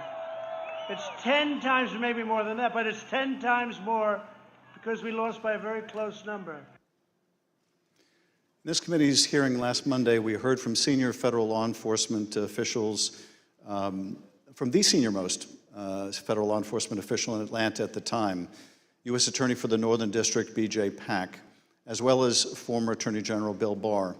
They both testified that the allegations were thoroughly investigated and found to have no merit. Here is U.S. Attorney Pack. Particular to Attorney General Barr, I told him that we looked into it. We've done several things, including interviewing the witnesses. I listened to the tapes and reviewed the videotape myself, and that there was nothing there. Giuliani was wrong in representing that this was a suitcase full of ballots. And here's what Attorney General Bill Barr had to say about the same allegations. Took a hard look at this ourselves, and based on our review of it, including the interviews of the key witnesses, the Fulton County allegations had no merit. We also have testimony from senior Department of Justice officials establishing that they specifically told President Trump that these allegations had been thoroughly investigated and were completely without merit. Here is Acting Deputy Attorney General Richard Donahue describing a phone conversation in which he specifically told President Trump that these allegations were false. The president kept fixating on this suitcase that supposedly had fraudulent ballots, and that the suitcase was rolled out from under the table. And I said, no, sir, there is no suitcase. You can watch that video over and over. There is no suitcase. There is a wheeled bin where they carry the ballots. No matter how many times senior Department of Justice officials, including his own Attorney General, told the president that these allegations were not true, President Trump kept promoting these lies and putting pressure on state officials to accept them. On January 2nd, the President had a lengthy telephone conversation with Secretary Raffensperger. Prior to the President's call, though, I want to share a bit of important context. First, the White House, including the former President's Chief of Staff, Mark Meadows, repeatedly called or texted the Secretary's office some 18 times in order to set up this call. They were quite persistent. Second, Chief of Staff Mark Meadows took the extraordinary step of showing up at a signature audit site in Georgia, where he met with Secretary Raffensperger's chief investigator, Francis Watson, who was supervising that audit process. Behind me is a photograph from that visit. Third, the day after Meadows' Georgia visit, he set up a call between President Trump and Francis Watson. On the call between President Trump and Georgia investigator Francis Watson, the former president continued to push the false claim that he'd won the state of Georgia. Let's listen to that part of the conversation. You know, you have the most important job in the country right now, because if we win Georgia, first of all, if we win, you're going to have 2 wins. They're not going to win right now. You know, they're down because the people of Georgia are so angry at what happened to me. They know I won by hundreds of thousands of votes. It wasn't close. And in this next clip, he told this state law enforcement official that she'd be praised if she found the right answer. Hopefully, you know, I will, when the right answer comes out, you'll be praised. I mean, I don't know why, you know, they've made it so hard. They will be praised. People will say, great, because that's what it's about, that ability to check and to make it right. Because everyone knows it's wrong. There's just no way. Mr. Raffensperger, I know you weren't on this call, but that you have listened to it. President Trump didn't win by hundreds of thousands of votes in Georgia, did he? No, he did not. I've been traveling through the state of Georgia for a year now, and simply put, in a nutshell, what happened in fall of 2020 is that 28,000 Georgians skipped the presidential race, and yet they voted down ballot in other races. And the Republican congressmen ended up getting 33,000 more votes than President Trump, and that's why President Trump came up short. Thank you, Mr. Secretary. The President on this call doesn't stop here. Let's listen to another part of the conversation between President Trump and Ms. Watson.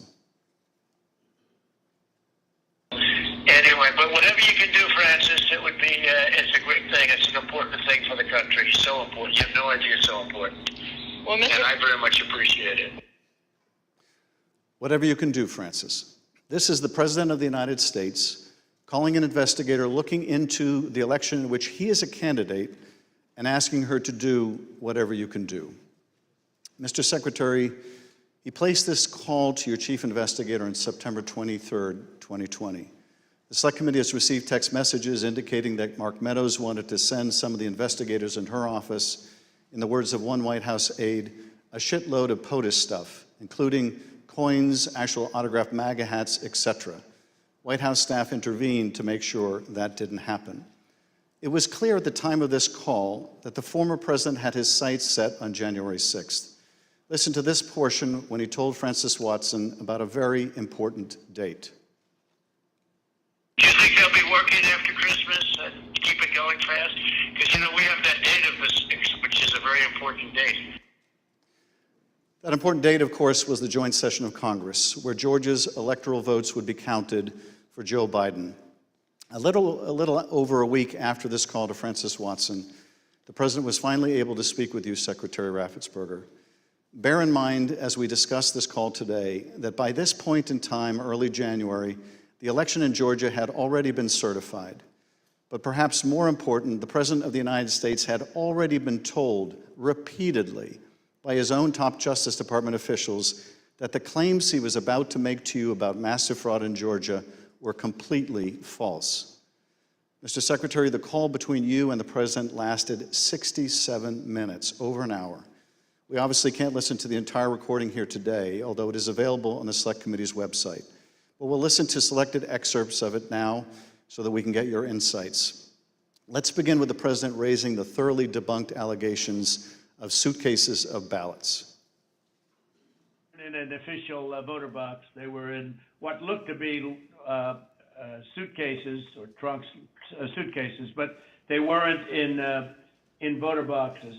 The minimum number it could be, because we watched it and they watched it certified in slow motion, instant replay, if you can believe it, but had slow motion and it was magnified many times over. And the minimum it was 18,000 ballots, all for Biden.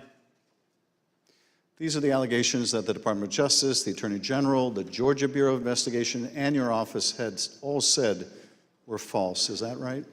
Correct. And even more importantly, when B.J. Pack resigned as U.S. Attorney of the Northern District, President Trump appointed as acting U.S. Attorney of the Northern District Bobby Christine. And Bobby Christine looked at that, and he was quoted in the AJC that he found nothing, and he dismissed that case early also. Thank you, Mr. Secretary. The President references suitcases or trunks. Mr. Sterling, were the objects seen in these videos suitcases or trunks, or were they just the ordinary containers that are used by election workers? They're standard ballot carriers that allow for seals to be put on them so they're tamper-proof. And finally, the President claims that there was a minimum of 18,000 ballots somehow smuggled in, all for Biden. I take it, gentlemen, that was also categorically false? There's no physical way he can know who those ballots were for, but secondarily, Fulton County for years has been an issue in our state when it comes to elections. So they had a very difficult time during the primary, in large part because of COVID. So we had put them under a consent decree the Secretary got negotiated, where we had a monitor on site. And his name was Carter Jones, and he took a notation.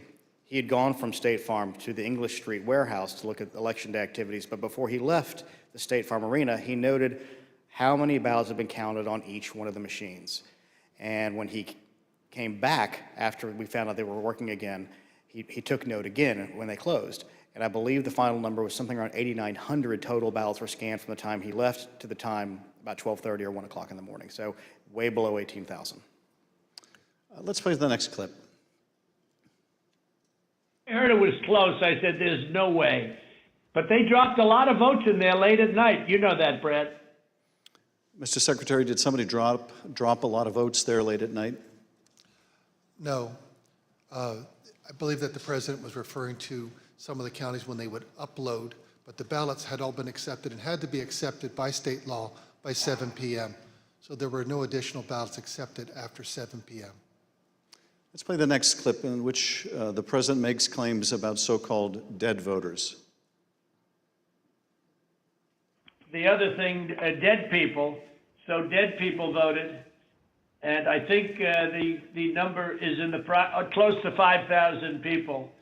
And they went to obituaries, they went to all sorts of methods to come up with an accurate number, and a minimum is close to about 5,000 voters. Mr. Secretary, did your office investigate whether those allegations were accurate? Did 5,000 dead people in Georgia vote? No, it's not accurate. And actually, in their lawsuits, they alleged 10,315 dead people. We found 2 dead people when I wrote my letter to Congress that stated January 6th. And subsequent to that, we found 2 more.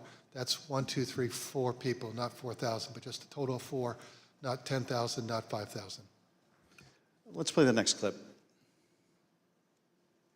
And there's nothing wrong with saying that, that you've recalculated, because the 2,236 and absentee ballots, I mean, they're all exact numbers that were done by accounting firms, law firms, etc. And even if you cut them in half, and cut them in half again, it's more votes than we need. Mr. Secretary, is there any way that you could have lawfully changed the result in the state of Georgia and somehow explained it away as a recalculation? No, the numbers are the numbers. The numbers don't lie. We had many allegations, and we investigated every single one of them. In fact, I challenged my team, did we miss anything? They said that there was over 66,000 underage voters. We found that there's actually 0. You can register to vote in Georgia. When you're 17 and a half, you have to be 18 by Election Day. We checked that out, every single voter. They said that there was 2,423 non-registered voters. There was 0. They said that there was 2,056 felons. We identified less than 74 or less that were actually still in felony sentence. Every single allegation we checked. We ran down the rabbit trail to make sure that our numbers were accurate. So there's no way you could have recalculated it except by fudging the numbers? The numbers were the numbers, and we could not recalculate because we had made sure that we had checked every single allegation. And we had many investigations. We had nearly 300 from the 2020 election. Mr. Secretary, you tried to push back when the president made these unsupported claims, whether they were about suitcases of ballots or that Biden votes were counted 3 times. Let's play the next clip. President, they did not put that. We did an audit of that, and we proved conclusively that they were not scanned 3 times. Yeah, Mr. President, we'll send you the link from WSB that does. I don't care about a link. I don't need it. I have a much better link. You told the president you would send him a link from WSB, which I understand is a local television station that had a unedited video from the State Farm Arena. But the president wasn't interested in that. He said he had a much better link. Mr. Secretary, at the time that you were on the call with the president, as we have shown, both the FBI and the Georgia Bureau of Investigation had proven these claims to be nonsense. And you told him about these investigations on the phone. Let's listen to what President Trump had to say about the state and federal law enforcement officers who investigated these false claims. There's no way they could find, then they're incompetent. They're either dishonest or incompetent, okay? There's only 2 answers, dishonesty or incompetence. There's just no way. Look, there's no way. But the president didn't stop at insinuating that law enforcement officers were either dishonest or incompetent. He went on to suggest that you could be subject to criminal liability for your role in the matter. Before I play that portion of the conversation, I'd like to show you something that the president retweeted a couple weeks before your call with him. Here's the president retweeting a post from one of his allies, a lawyer who was later sanctioned by a judge in Michigan for making false claims of election fraud. Let's take a look at that tweet. The tweet read, quote, "President Trump, at real Donald Trump, is a genuinely good man. He does not really like to fire people. I bet he dislikes putting people in jail, especially, quote unquote, Republicans. He gave at Brian Kemp, Georgia, and at Georgia Secretary of State every chance to get it right. They refused. They will soon be going to jail." So on your call, this was not the first time the president was suggesting you might be criminally liable. With that, let's listen to this portion of the call. I think you're going to find that they are shredding ballots because they have to get rid of the ballots because the ballots are unsigned. The ballots are corrupt. And they're brand new and they don't have seals. And there's a whole thing with the ballots, but the ballots are corrupt. And you're going to find that they are, which is totally illegal. It's more illegal for you than it is for them because you know what they did and you're not reporting it. That's a criminal offense. And you can't let that happen. That's a big risk to you and to Ryan, your lawyer. That's a big risk. Secretary Raffensperger, after making a false claim about shredding of ballots, the president suggested that you may be committing a crime by not going along with his claims of election fraud. And after suggesting that you might have criminal exposure, President Trump makes his most explicit ask of the call. Let's play a part of that conversation.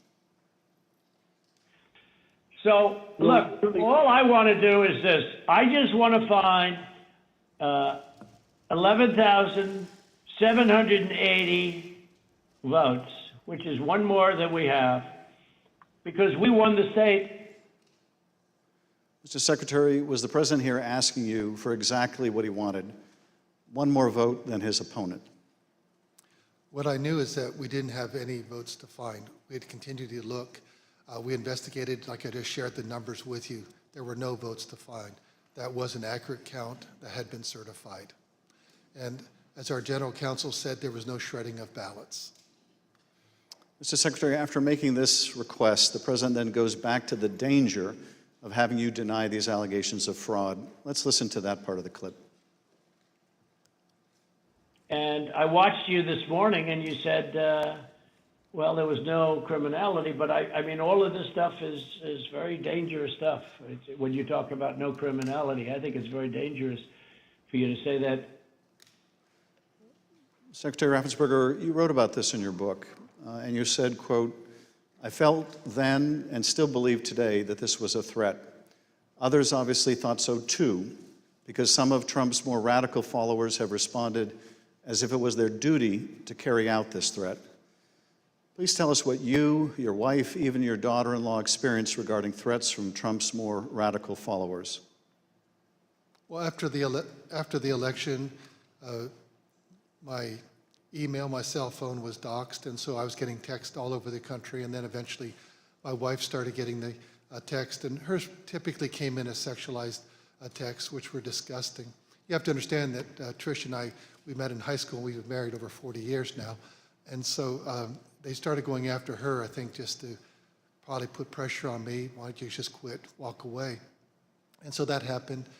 And then some people broke into my daughter-in-law's home, and my son has passed, and she's a widow and has 2 kids, and so we're very concerned about her safety also.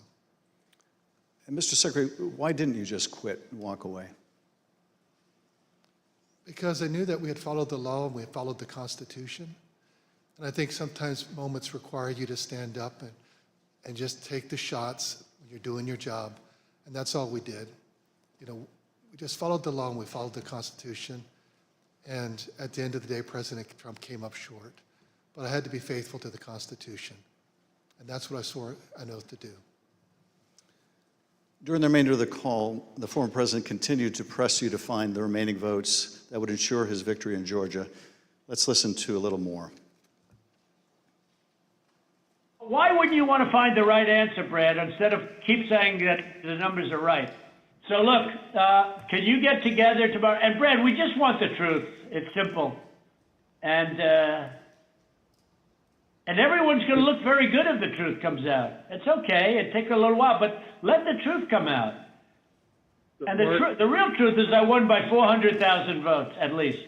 So what are we going to do here, folks? I only need 11,000 votes. Fellas, I need 11,000 votes. Give me a break.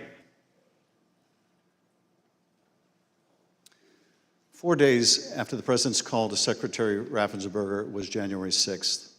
The president whipped up the crowd in front of the ellipse, once again promoting the allegation that Secretary Raffensperger, the president's own attorney general, had told him was false. Here he is on the ellipse. In Fulton County, Republican poll watchers were ejected, in some cases physically, from the room under the false pretense of a pipe burst, water main burst, everybody leave, which we now know was a total lie. Then election officials pulled boxes, Democrats, and suitcases of ballots out from under a table, you all saw it on television, totally fraudulent, and illegally scanned them for nearly 2 hours, totally unsupervised. Tens of thousands of votes. This act coincided with a mysterious vote dump of up to 100,000 votes for Joe Biden, almost none for Trump. Oh, that sounds fair. That was at 1:34 a.m. Mr. Secretary, Mr. Sterling, I want to thank you for your service to the state of Georgia and to the country. Speaker Bowers, likewise, I want to thank you for your service to the state of Arizona and to the country. You have served not only your home states, but our nation and our democracy. Mr. Chairman, I yield back. Thank you, Mr. Schiff. I thank the witnesses for joining us today. You're now dismissed.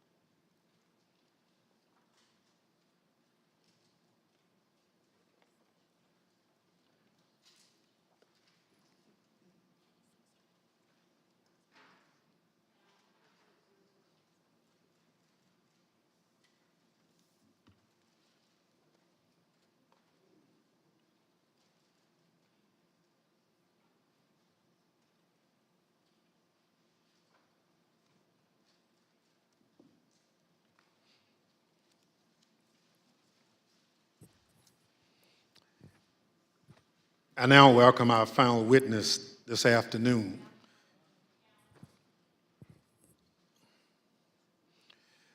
Andrea Shea Moss. Ms. Moss worked in the Department of Registration and Elections in Fulton County, Georgia, from 2017 until 2022.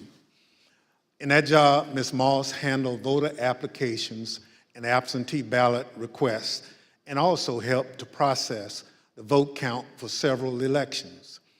In December 2020, Ms. Moss and her mother, Ms. Ruby Freeman, became the target of nasty lies spread by President Trump and his allies as they sought to overturn the election results in Georgia. Ms. Moss and her mother, Ms. Freeman, are two of the unsung heroes in this country, doing the hard work of keeping our democracy functioning for every American. Ms. Moss, welcome. Thank you for your service, and I thank you for being here today. I will now swear you in. Please stand.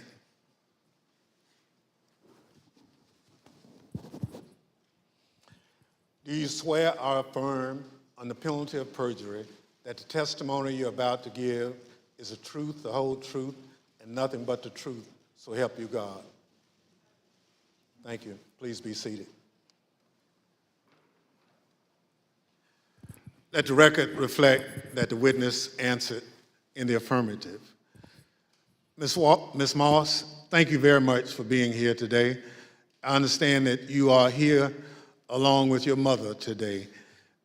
Would you like to introduce your mama?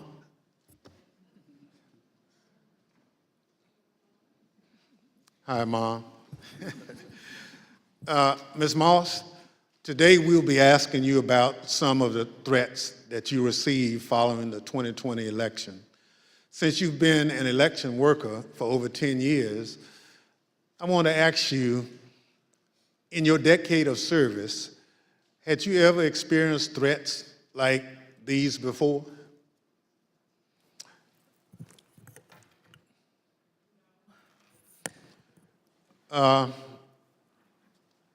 Don't be nervous. Just, I understand. So, and I want to make sure that the record reflects that you've done it for quite a while and you never received a threat, and your answer was no. Thank you. Pursuant to Section 5C8 of the House Resolution 503, the chair recognizes the gentleman from California, Mr. Schiff, for questions. Good afternoon, Ms. Moss. Thank you for being here. I understand that you were employed by the Fulton County Registration and Elections Department for more than 10 years, and I understand that you love that job. Please tell us what made you so fond of the work that you did.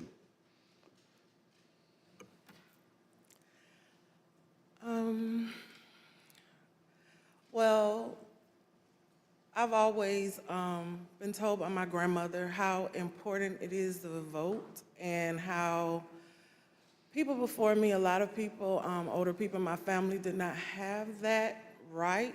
So what I loved most about my job were the older voters.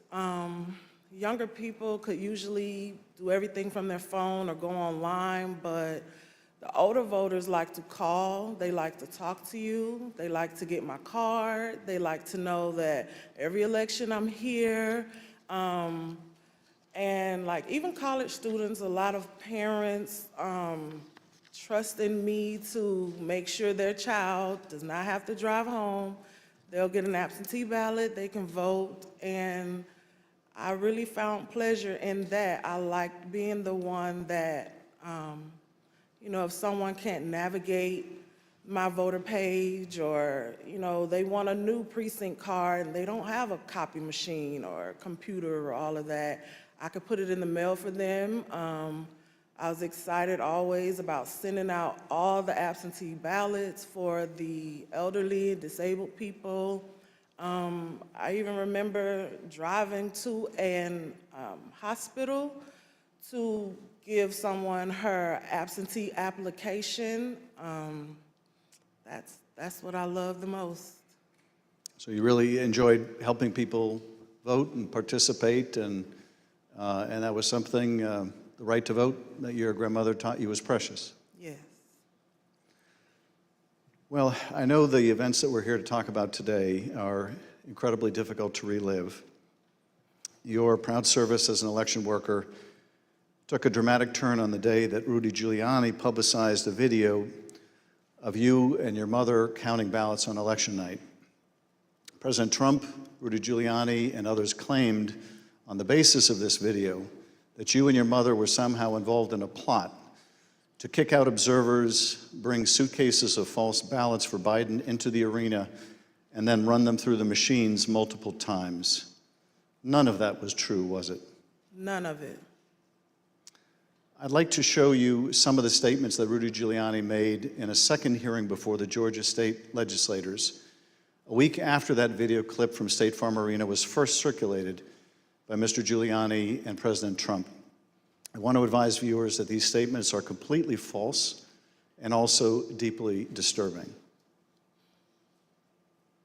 Tape earlier in the day of Ruby Freeman and Shay Freeman Moss and one other gentleman quite obviously surreptitiously passing around USB ports as if they're vials of heroin or cocaine. I mean, it's obvious to anyone who's a criminal investigator or prosecutor they are engaged in surreptitious illegal activity again that day. And that's a week ago, and they're still walking around Georgia lying. They should have been questioned already. Their places of work, their homes should have been searched for evidence of ballots, for evidence of USB ports, for evidence of voter fraud.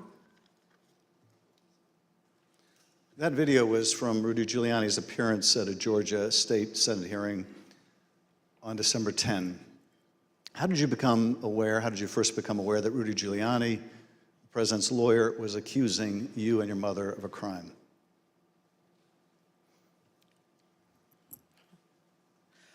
I was at work, like always, and the former chief, Mr. Jones, asked me to come to his office. And when I went to his office, the former director, Mr. Barron, was in there, and they showed me a video on their computer. It was just like a very short clip of us working at State Farm, and it had someone on the video like talking over the video, just saying that we were doing things that we weren't supposed to do, just lying throughout the video. And that's when I first found out about it. And were there social media posts that they showed you responding to those false claims? Well, when I saw the video, of course, the first thing that I said was like, why? Why are they doing this? What's going on? And they, just told me that Trump and his allies were not satisfied with the outcome of the election, and they were getting a lot of threats and being harassed online, and asked me, have I been receiving anything, and I need to check on my mom.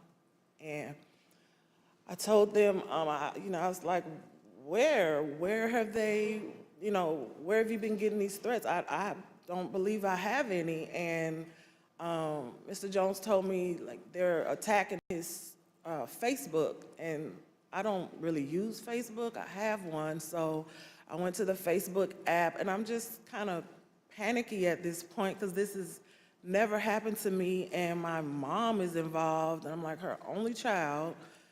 So I'm just asking him, like, well, where are the messages? All I see is the feeds. Like, how do you get to the messages? And he said, it's another icon on your phone that says Messenger.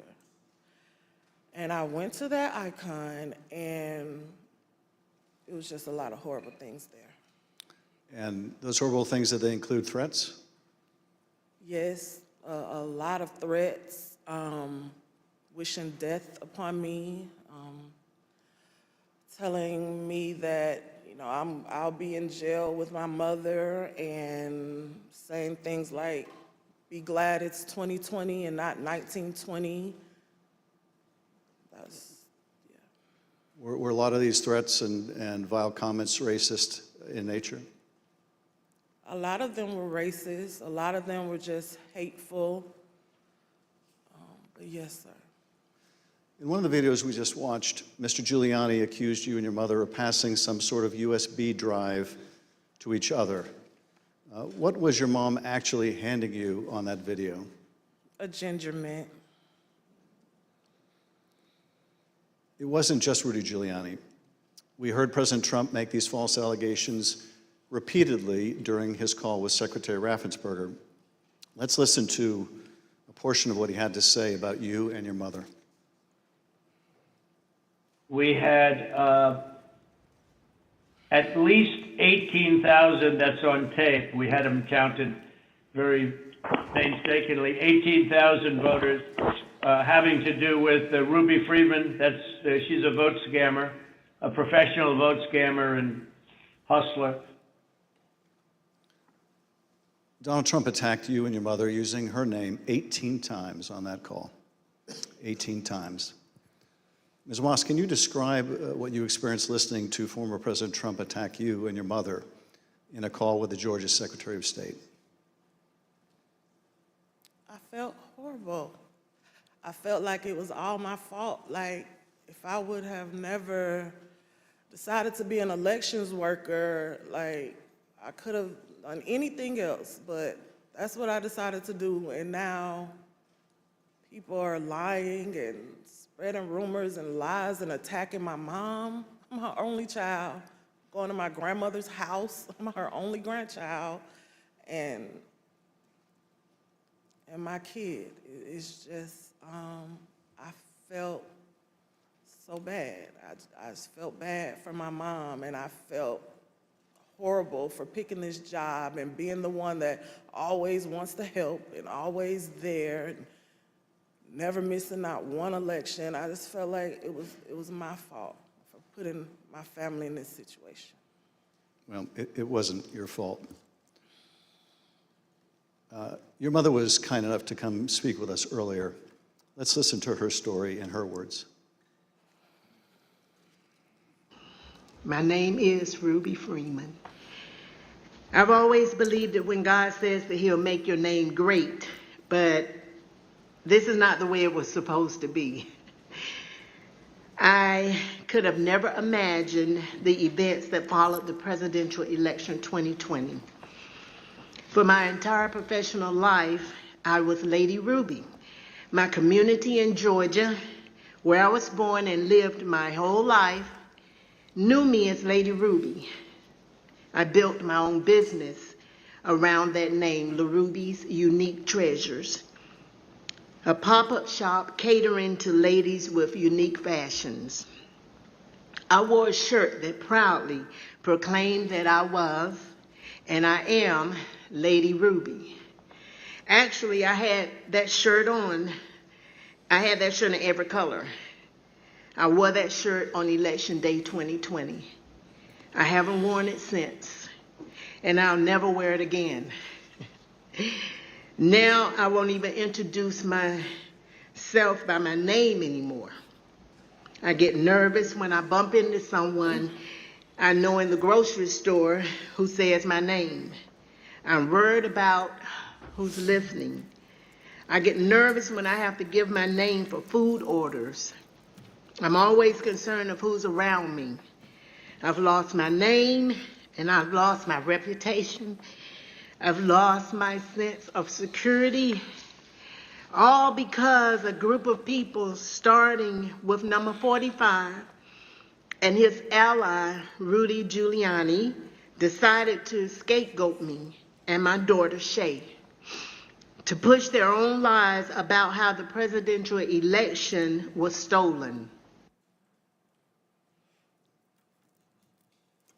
Ms. Moss, how has this experience of being targeted by the former president and his allies affected your life? It's turned my life upside down. I no longer give out my business card. I don't transfer calls. I don't want anyone knowing my name. I don't want to go anywhere with my mom because she might yell my name out over the grocery aisle or something. I don't go to the grocery store at all. I haven't been anywhere at all. I've gained about 60 pounds. I just don't do nothing anymore. I don't want to go anywhere. I second guess everything that I do. It's affecting my life in a major way, in every way. All because of lies. For me doing my job, same thing I've been doing forever.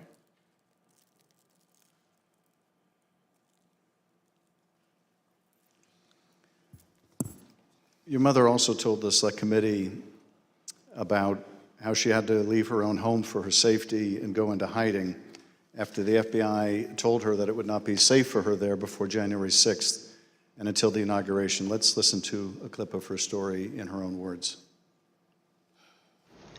Around the week of January 6th, the FBI informed me that I needed to leave my home for safety. And I left my home for safety around that time. Understood. How long did you stay out? Did you, remain outside of your home for your own safety? I stayed away from my home for approximately 2 months. It was horrible.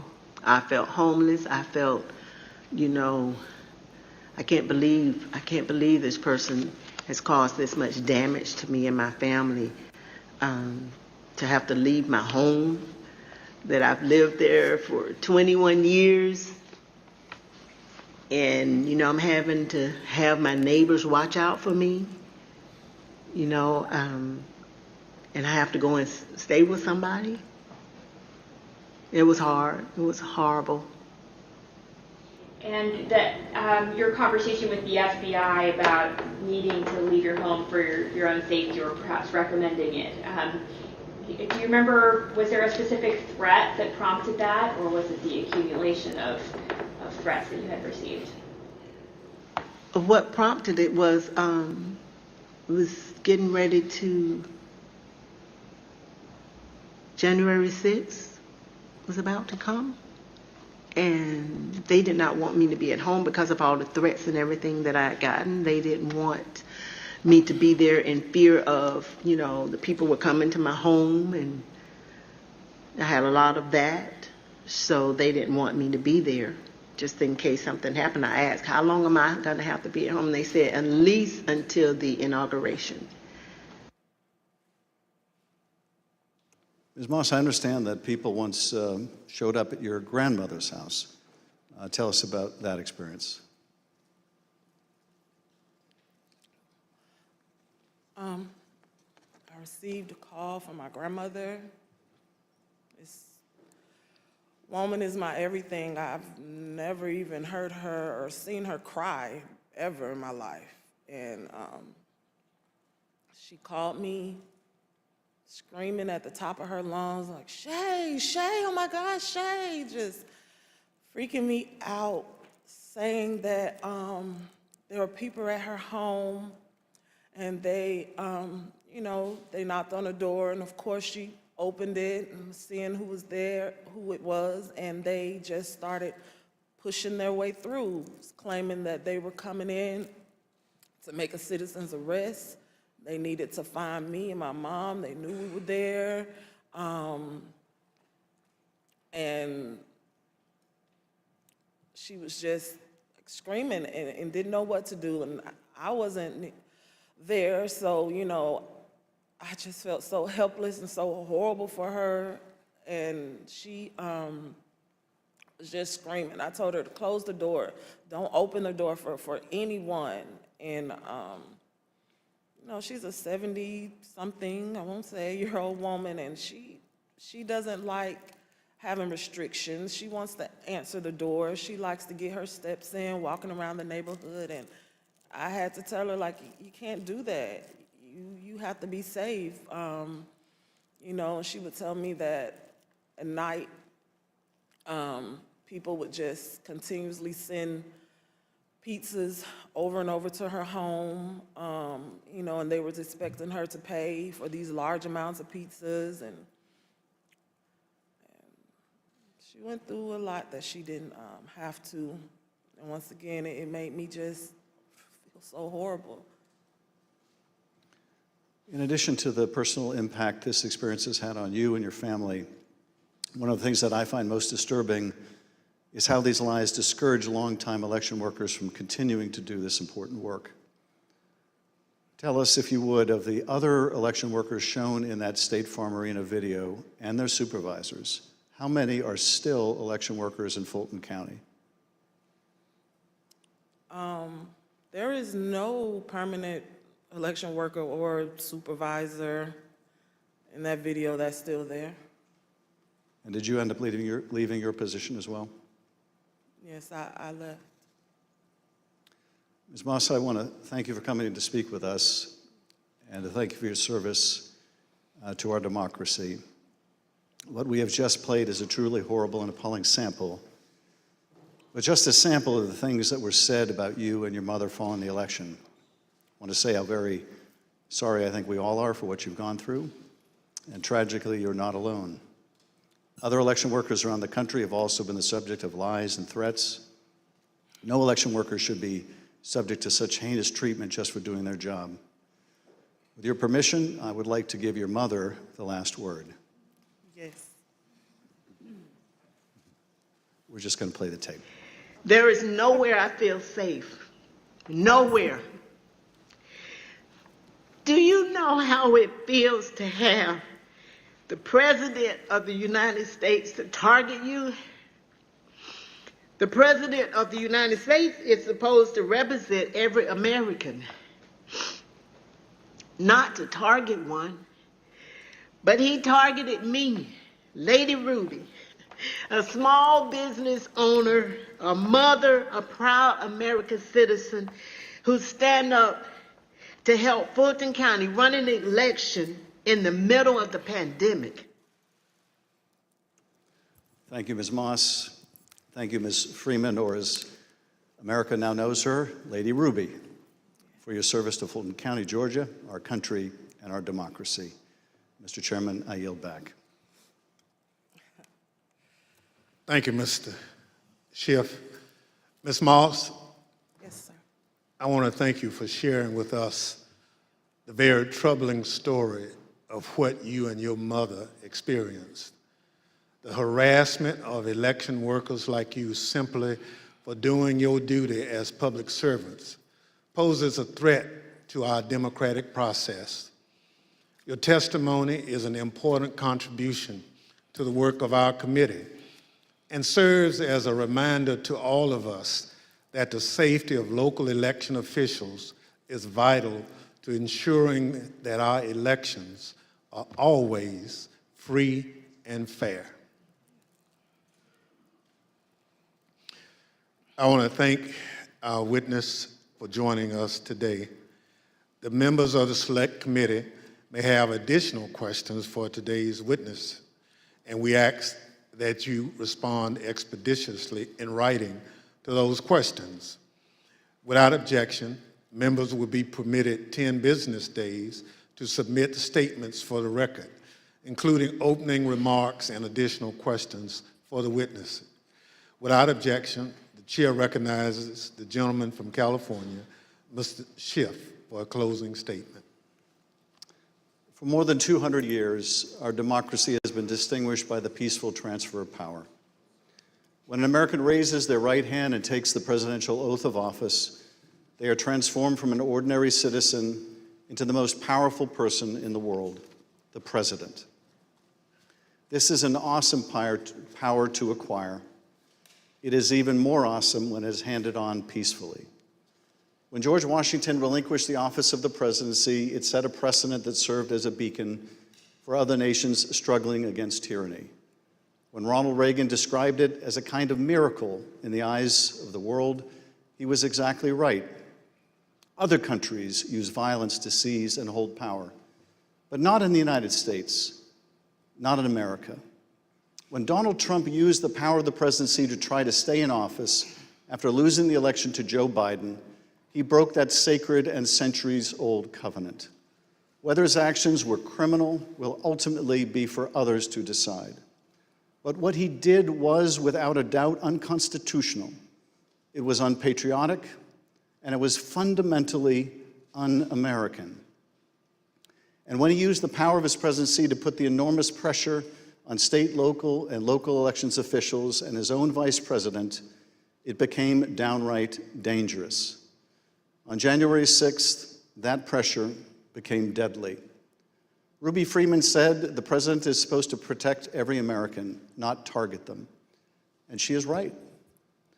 If the most powerful person in the world can bring the full weight of the presidency down on an ordinary citizen who is merely doing her job with a lie as big and heavy as a mountain, who among us is safe? None of us is. None of us. In city councils and town councils, on school boards and election boards, from the Congress to the courts, dedicated public servants are leaving their posts because of death threats to them and to their families. This is not who we are. It must not become who we are. Our democracy held because courageous people like those you heard from today put their oath to the Constitution above their loyalty to one man or to one party. The system held, but barely, and the question remains, will it hold again? If we are able to communicate anything during these hearings, I hope it is this. We have been blessed beyond measure to live in the world's greatest democracy. That is a legacy to be proud of and to cherish, but it is not one to be taken for granted. That we have lived in a democracy for more than 200 years does not mean we shall do so tomorrow. We must reject violence. We must embrace our Constitution with the reverence it deserves, take our oath of office and duties as citizens seriously, informed by the knowledge of right and wrong, and armed with no more than the power of our ideas and the truth, carry on this venerable experiment in self-governance. Thank you, Mr. Chairman, and I yield back. Without objection, the chair recognizes the gentlewoman from Wyoming, Ms. Cheney, for a closing statement. Thank you very much, Mr. Chairman.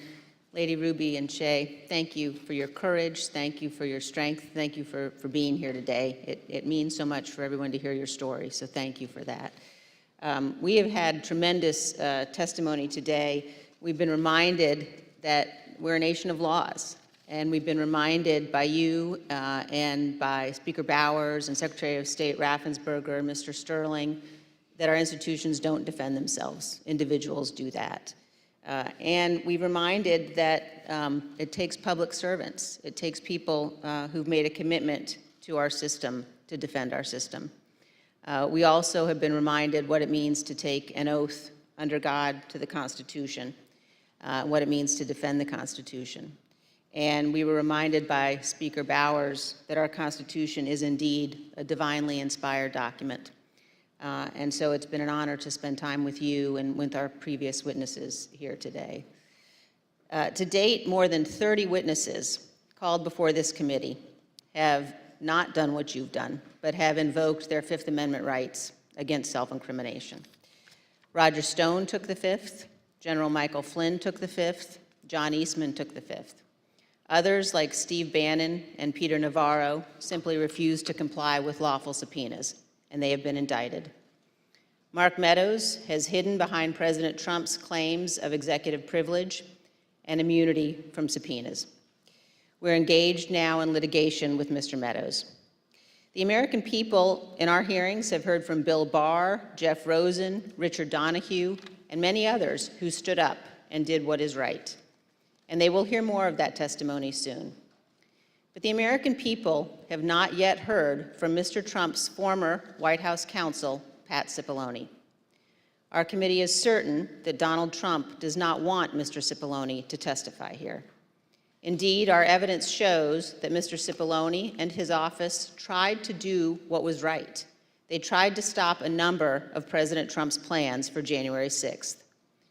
Today, and in our coming hearings, you will hear testimony from other Trump White House staff explaining what Mr. Cipollone said and did, including on January 6th.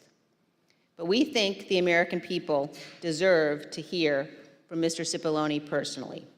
He should appear before this committee, and we are working to secure his testimony. Thank you, Mr. Chairman. I yield back. People answer the call to public service in such different ways. Some run for office. Some volunteer to make sure their neighbors can get to their voting locations. Some work at polling sites to help Election Day go smoothly. Some look into problems to guarantee our elections are secure and accurate, just to name a few. As I mentioned at the start of this hearing, when we talk about our democratic institutions, we're talking about these individuals and many others who do these jobs across the country. They represent the backbone of our democracy at its most important moments, when the citizens cast their votes and when those votes are counted. We've heard the stories of their courage. They've earned the thanks of a grateful nation. But for Donald Trump, these witnesses and others like them were another roadblock to his attempt to cling to power. On Thursday, we'll hear about another part of that scheme, his attempt to corrupt the country's top law enforcement body, the Justice Department, to support his attempt to overturn the election. Just as we heard today that Donald Trump was deeply involved in a scheme to pressure state officials to overturn the election results, we will hear on Thursday that Donald Trump was also the driving force behind the effort to corrupt the Justice Department. Listen to this clip from the former acting Attorney General, Richard Donahue. The president said, suppose I do this, suppose I replace him, Jeff Rosen, with him, Jeff Clark. What do you do? And I said, sir, I would resign immediately. There is no way I'm serving 1 minute under this guy, Jeff Clark. You'll hear from Mr. Donahue in person on Thursday as my colleague, Mr. Kinzinger, presents details about this plan. The chair requests those in the hearing room remain seated until the Capitol Police have escorted members from the room. Without objection, the committee stands adjourned.